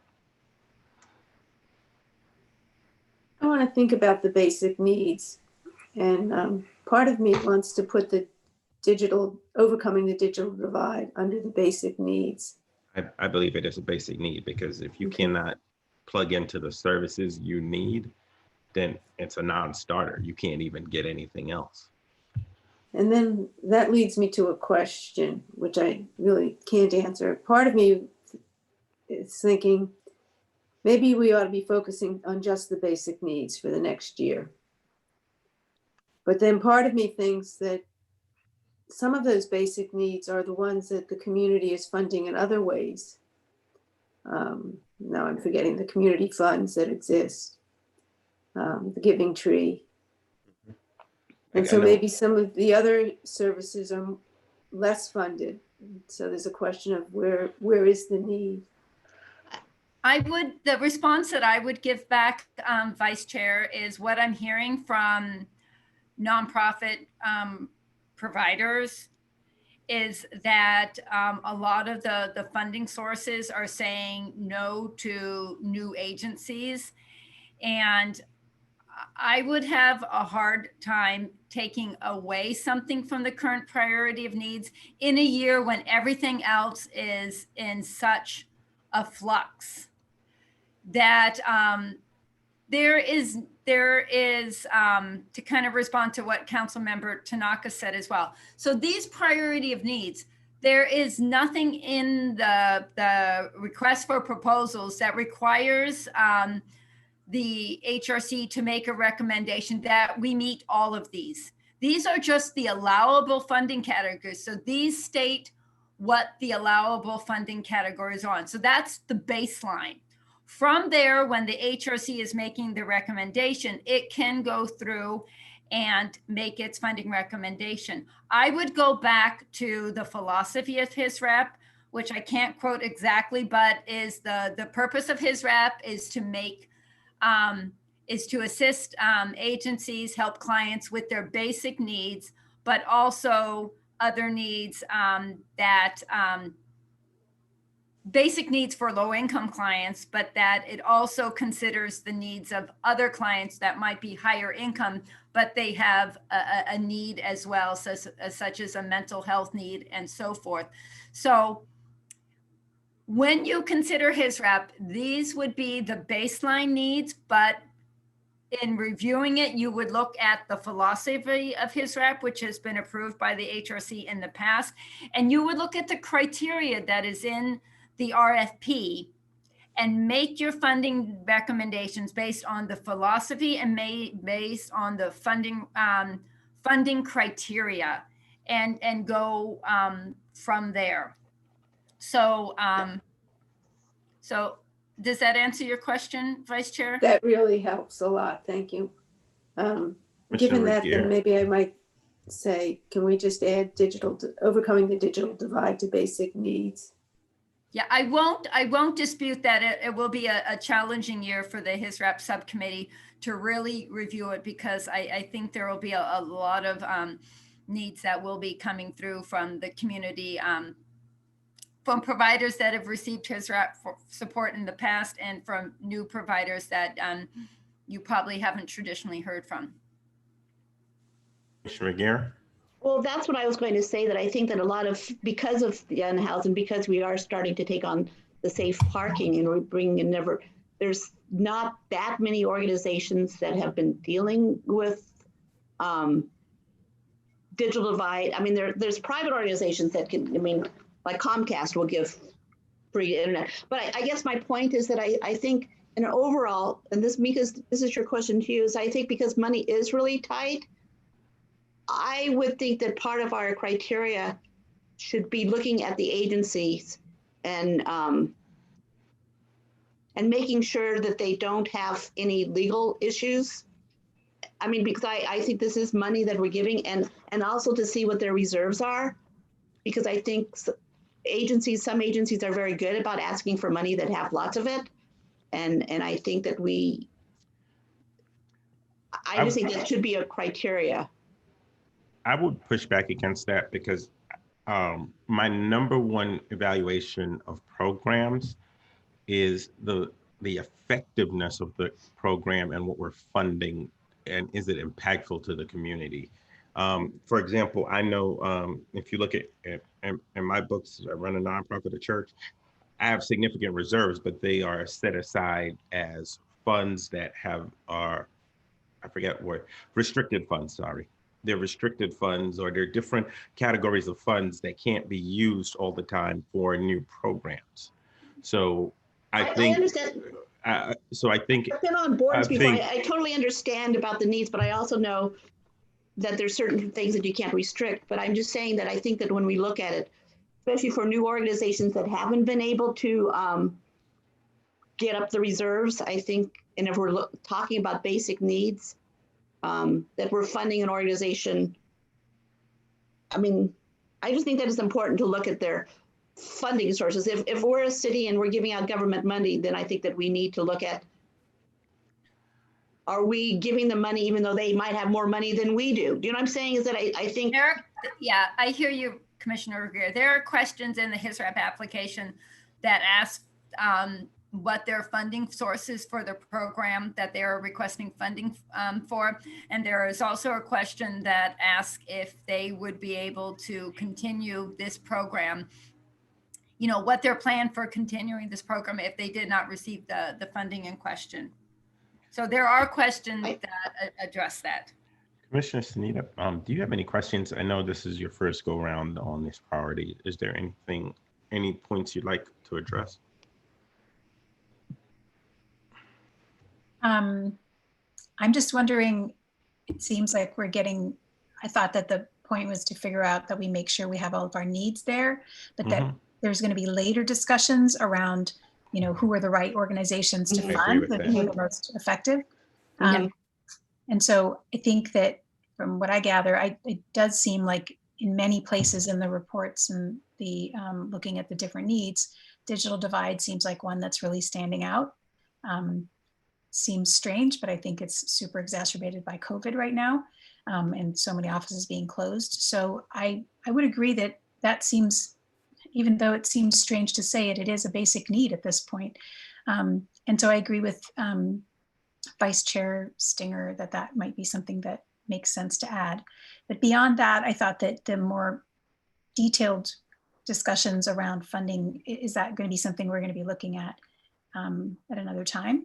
Yes. I would say that the HISRAP, how we evaluate the grantees is put in the HISRAP application. So there are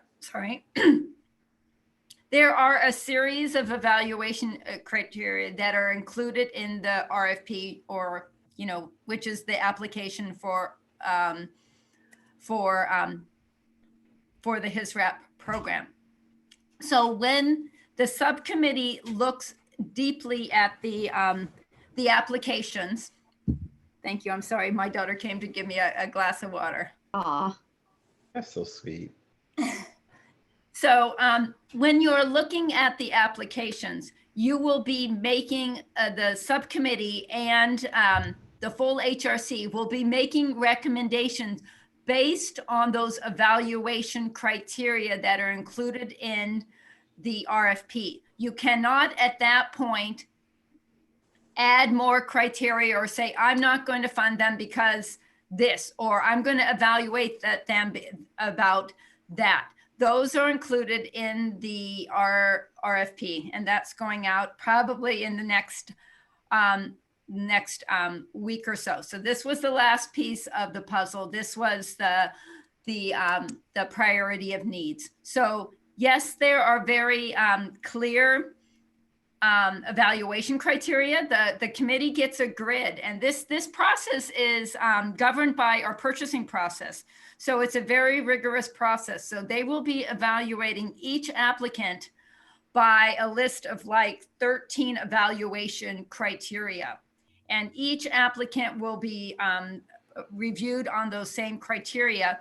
And then when it comes to the full committee, you will also get that spreadsheet to be able to evaluate them on those same criteria. You will get a recommendation from the subcommittee, and that's a good starting point. And like with any recommendation that comes to the HRC, you can go with it as a full committee, or you can, anybody on the HRC is at that point is able to express their own opinion. But it has to be, once again, the committees have to be the agencies have to be evaluated based on the criteria that we told them ahead of time that they would be evaluated on, or it would not be fair to them. All right. So I want to make a motion that we add digital divide to the basic needs of the HISRAP. Can I have a second? Make a recommendation to add that. Make a recommendation to add that. I second that. Okay, let's take a vote. Commissioner Sunita? You gotta say aye or to raise your Aye. hand. Sorry, I was Thank muted. you. Commissioner Regier? Aye. Commissioner Savage? Aye. Commissioner Stinger? Aye. Commissioner Chair Smith? Aye. We have updated that, and I think that takes care of our final item for this evening. I would like to move. Interject, Chair. Yes, yes. I just want to thank the HRC, because I know each and every one of you take very seriously your role of reviewing and making recommendations for HISRAP every step of the way. And I just want to thank you for your diligence in reviewing my report and the assessment results today, to hearing the needs of that the providers in the community have amplified as far as their clients, which are the residents, of the city of Palo Alto. So I just want to thank you on behalf of Mary and myself for your time tonight. Oh, thank you so much for the hard work you do in our city. Right, and Mary did all the demographic work. So I know I'm on camera, but Mary is my partner in human services, so she gets equal thanks. Yay, Mary. Okay, thank you, Mary. You're welcome. All right. Has everybody had a chance to review the minutes from October 1st? Are there any modifications and changes that anybody would like to make to the minutes? Can I have a motion on the minutes? I move we accept the minutes. Can I have a second, please? I second. Thank you. We'll do a vote. Commissioner Sunita? Aye. Commissioner Regier? Aye. Commissioner Savage? Got you. Aye. Commissioner Stinger? Aye. Chair Smith? Aye. Do we have any commissioner reports? Yes, Commissioner Regier. Do you want to go in order, or? It's since we're sheltering in place, I don't expect us to have the same level of reports, and I'll have Vice Chair do a joint report for both of us. Okay, so Daryl and I we're on the emergency funding sheet, and it's called Emergency Needs Fund, and so I just wanted to say we met and we put some.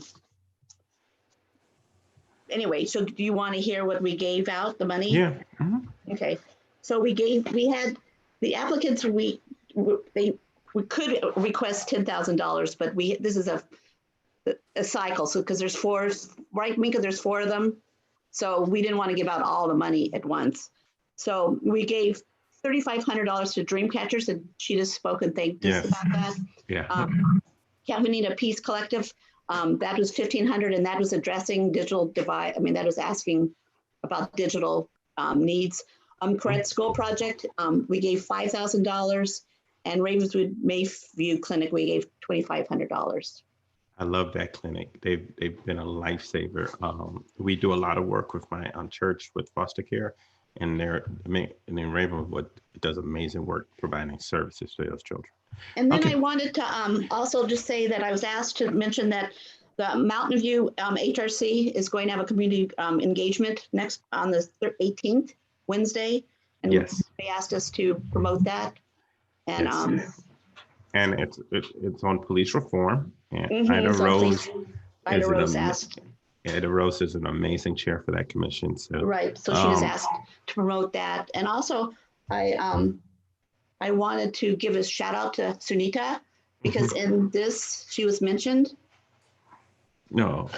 So I just wanted to say thank you because she was mentioned for giving out food and it was just, it's not my report, but I'm just saying, and she had a great coach. She said, it's not that I'm just delivering this food. There's an intimacy and social bond that's there. And so I just wanted to say, welcome. Yay. I don't know what that thing is that you're showing, but it's called the Info Palo Alto, the year that changed everything. And it talks about people, community. So. See, your good works leave a mark. Commissioners, Vice Chair Stinger, can you give a report on our activities for this month? Okay, I will do that and then I'll add some things to it. We are, Chair and I are subcommittee working on the history and current manifestations of racism in Palo Alto. And we've collected a good amount of history. We've given some thought to some themes that fall out of that. We're going to prepare a video and a presentation, and we'll bring that draft to you in either December or January meeting. There is one element that I think we need to very clearly add to the work that we've done, and that is that the lawn signs of Raven Malone, who ran in this election campaign, have been marked, seriously marked. And I think we need to say that that's just inappropriate campaigning or community response.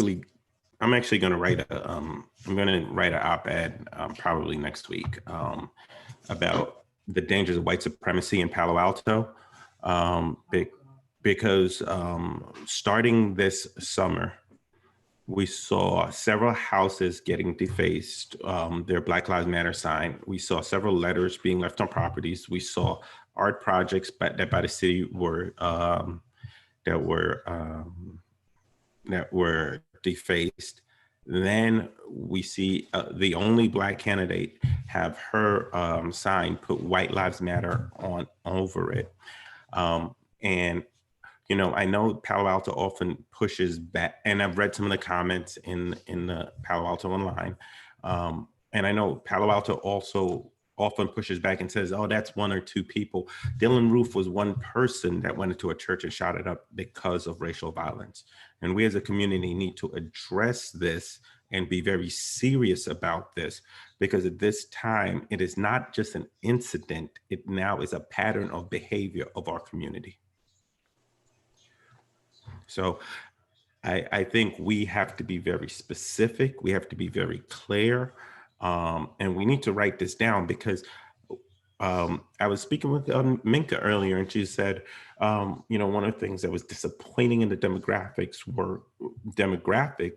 was that the Black community in Palo Alto is shrinking. Why would I, as a Black person, move to a community that has low-grade racist behavior happening at a regular basis?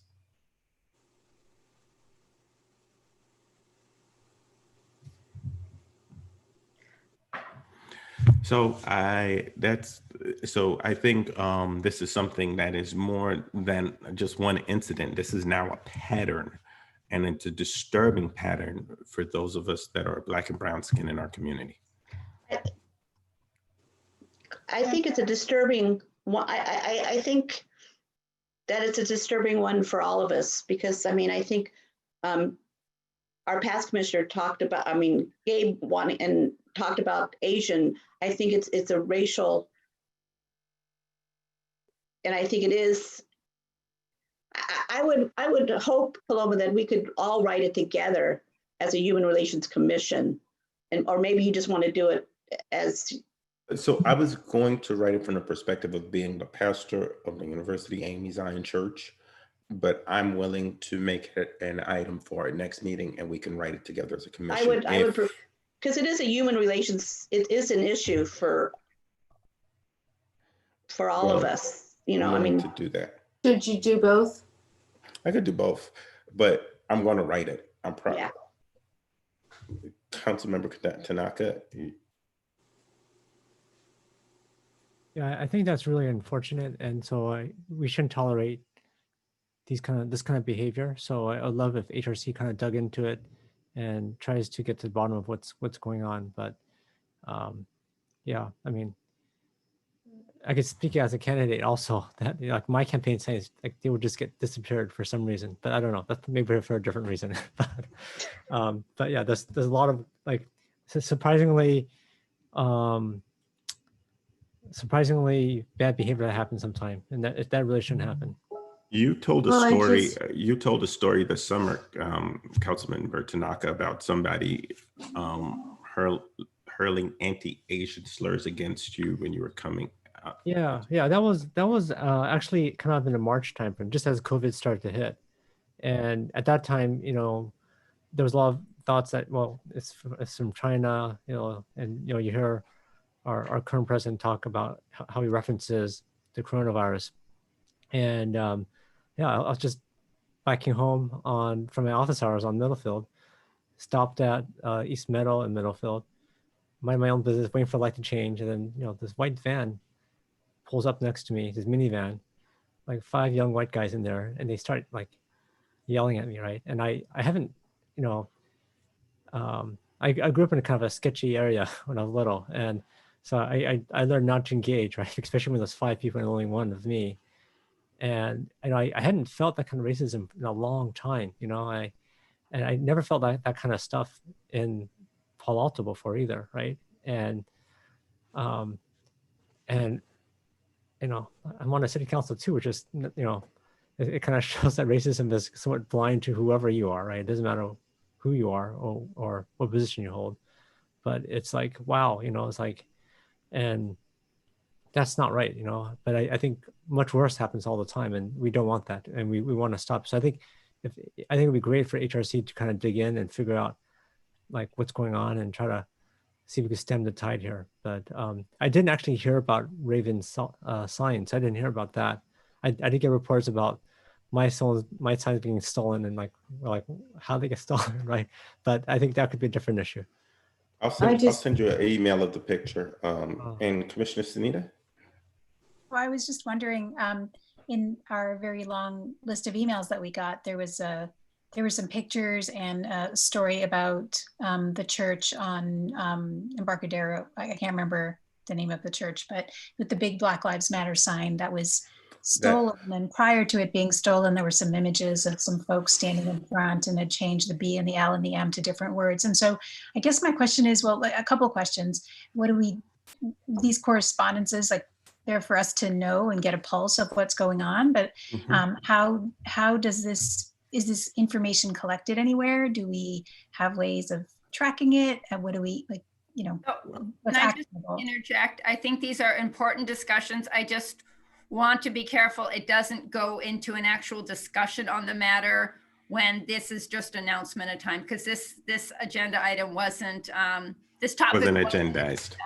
So I concur with the importance, and I think if in the guise of writing the letter next time, you can have a fuller discussion on this, but I just want to give that caution at this time. And Commissioner Snoon, if you reach out to me next week, early in the week, I can give you give you an overview of some of the tools that the HRC has at its disposal and how we track things and different approaches. So to answer some of the more nuts and bolts questions on it. Okay, thank you. All right. Can I continue? Yes, you were doing your An update, report. yeah. Yes, there you go. But I do feel really strongly about it. I will hold my tongue, Minka, but I do feel strongly, and I'm glad we're going to agendize it. What I wanted to do was talk a little bit about a neighborhood meeting I went to on safe parking. First, I wanted to recognize Commissioner Regier for all the attention you gave to the safe parking program during the shutdown and during the months that we weren't meeting. You had a wealth of information for me, and I really appreciated that. So this was a meeting October 22nd. It was held by Zoom, moderated by Rob Schultz of Peninsula Bible Church. He's put in an application for safe parking spaces. And I think basically this was a community meeting with the surrounding neighbors. And I thought he did a brilliant job. There were a lot of concerns going into the meeting, and I think he handled them all well. We saw the benefits to, obviously, the people living in vans, the neighbors, and to the churches. And those benefits were clearly laid out. There is one issue, and that is that he has put his application in 4 weeks ago, and he hasn't heard from the city. I wonder if that's something that we can follow up on. Second item that I just wanted to bring to your attention was November 17th at 6 p.m. There's an intentional community, how co-ops, community, land trusts, and co-living could change our city. And that's sponsored by the same group that did the renters program for us. And I can forward that to you, Minka, just forward to the group. And then the last thing I wanted to say was that one of our grantees under his wrap is Adolescent Counseling Services. Their director, Philippe Ray, received an Angel Award tonight from the Kiwanis Club. They do an annual award program. This was their 9th award. And he pointed out that to the day, this is the 45th anniversary of ACS. And so he thought that was very appropriate timing. They serve 7,000 youth a year. And he said two things that I thought were sort of startling. That 50% of the adolescents they see under COVID are suffering from depression and anxiety. And 1 in 4 have thought of suicide. So I think and that's where my comments about socialization came from. That's my update. Thank you so much. Staff, before I forget, I know that I think planning or somebody is working on an event in December around renting.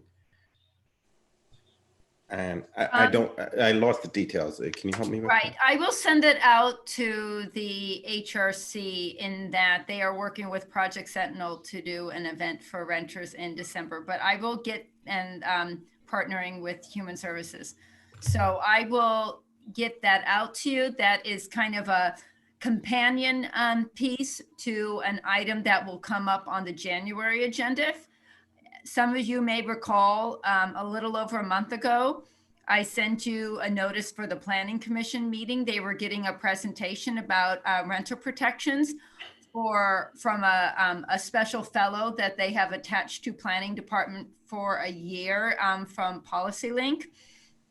And I have asked that fellow also give the same presentation to the Human Relations Commission as you look at renter protections as well from the more human lens in the community. So we can look to having that presentation you can look to having that in January. But as part of that, Planning Department is looking at ways in which to further engage the renter community. So they are going to be partnering with Project Sentinel for this workshop in the community. So I will let you know when that will be, but you have that special presentation in January from the Planning Department.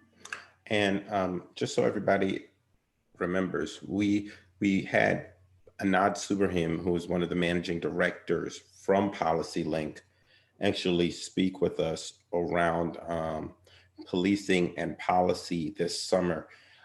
They are probably one of the best policy shops in the Bay Area by far. So I'm excited to even just work with them again.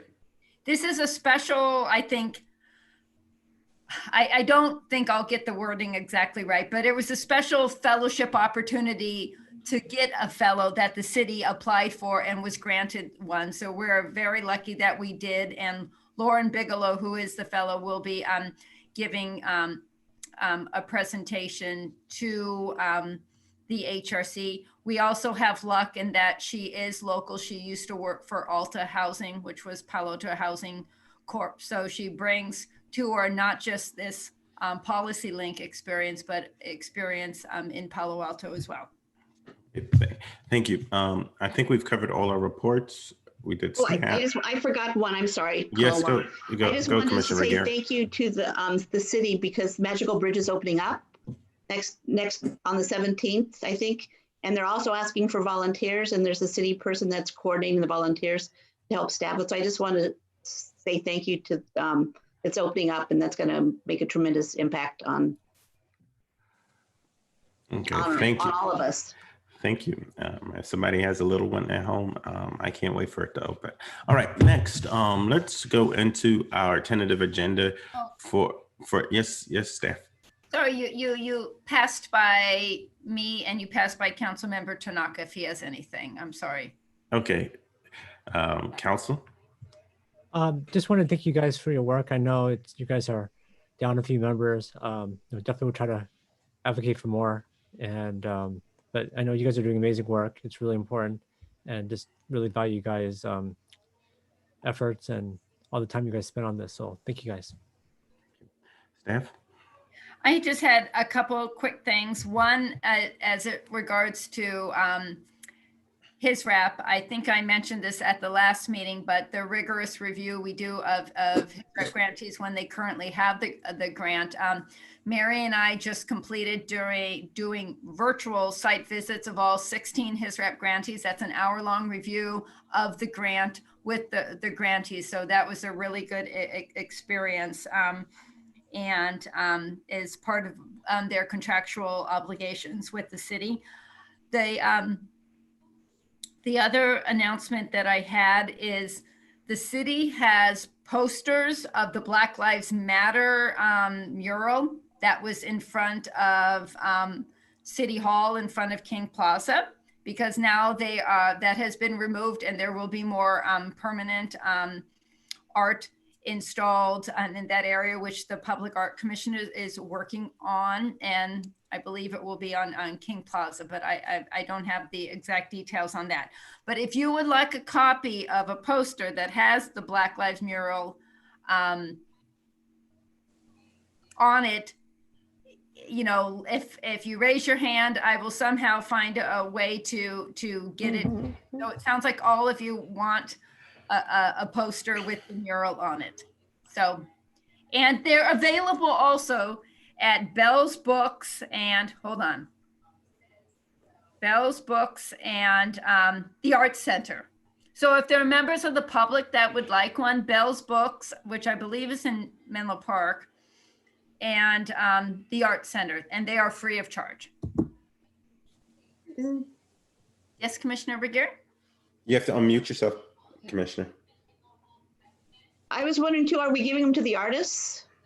I would assume we already have, but I'm just conveying this message, but I'm sure the Public Art Commission has already worked with the artist on that. I can't imagine that they didn't. All right. Thank you. Thank you. We are at our last agenda item for tonight.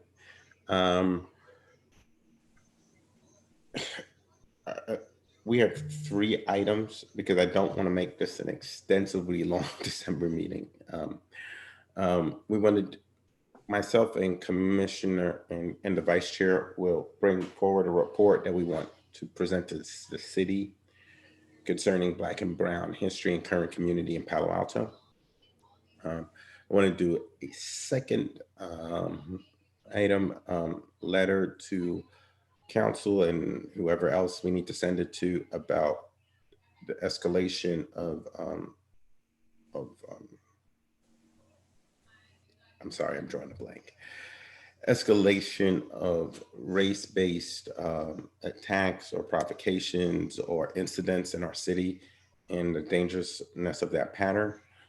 And then the final item will be to discuss the timing and nature of the Human Relations Commission retreat in January.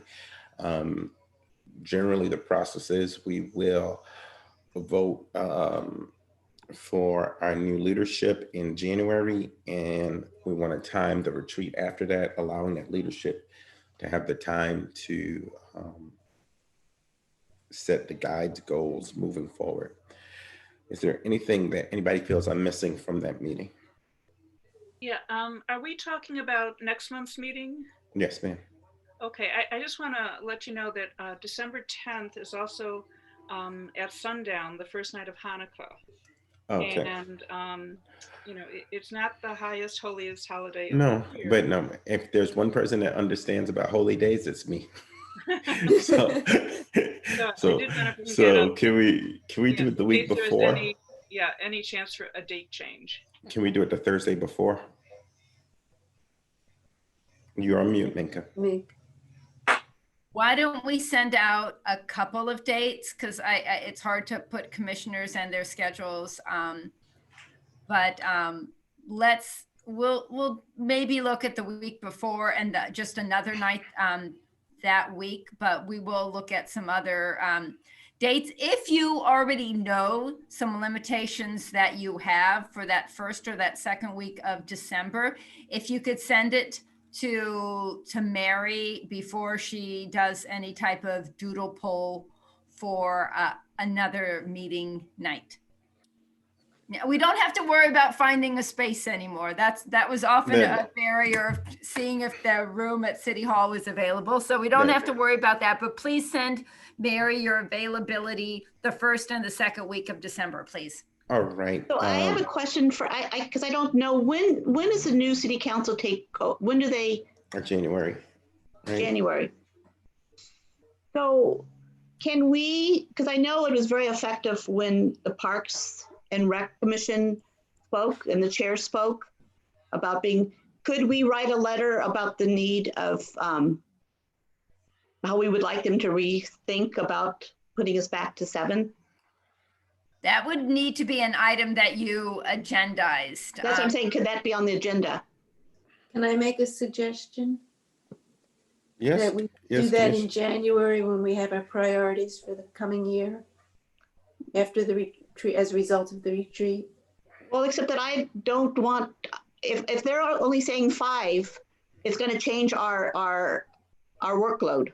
But you have to be honest that even if you sent it to the council, by the time anything was agendized, you might be February, March, as far as being able to get on the agenda if it is decided it's going to be agendized. Right. Early in the year. So we do it January, we're looking into May. And then I'm just saying is I'd like to get a head start.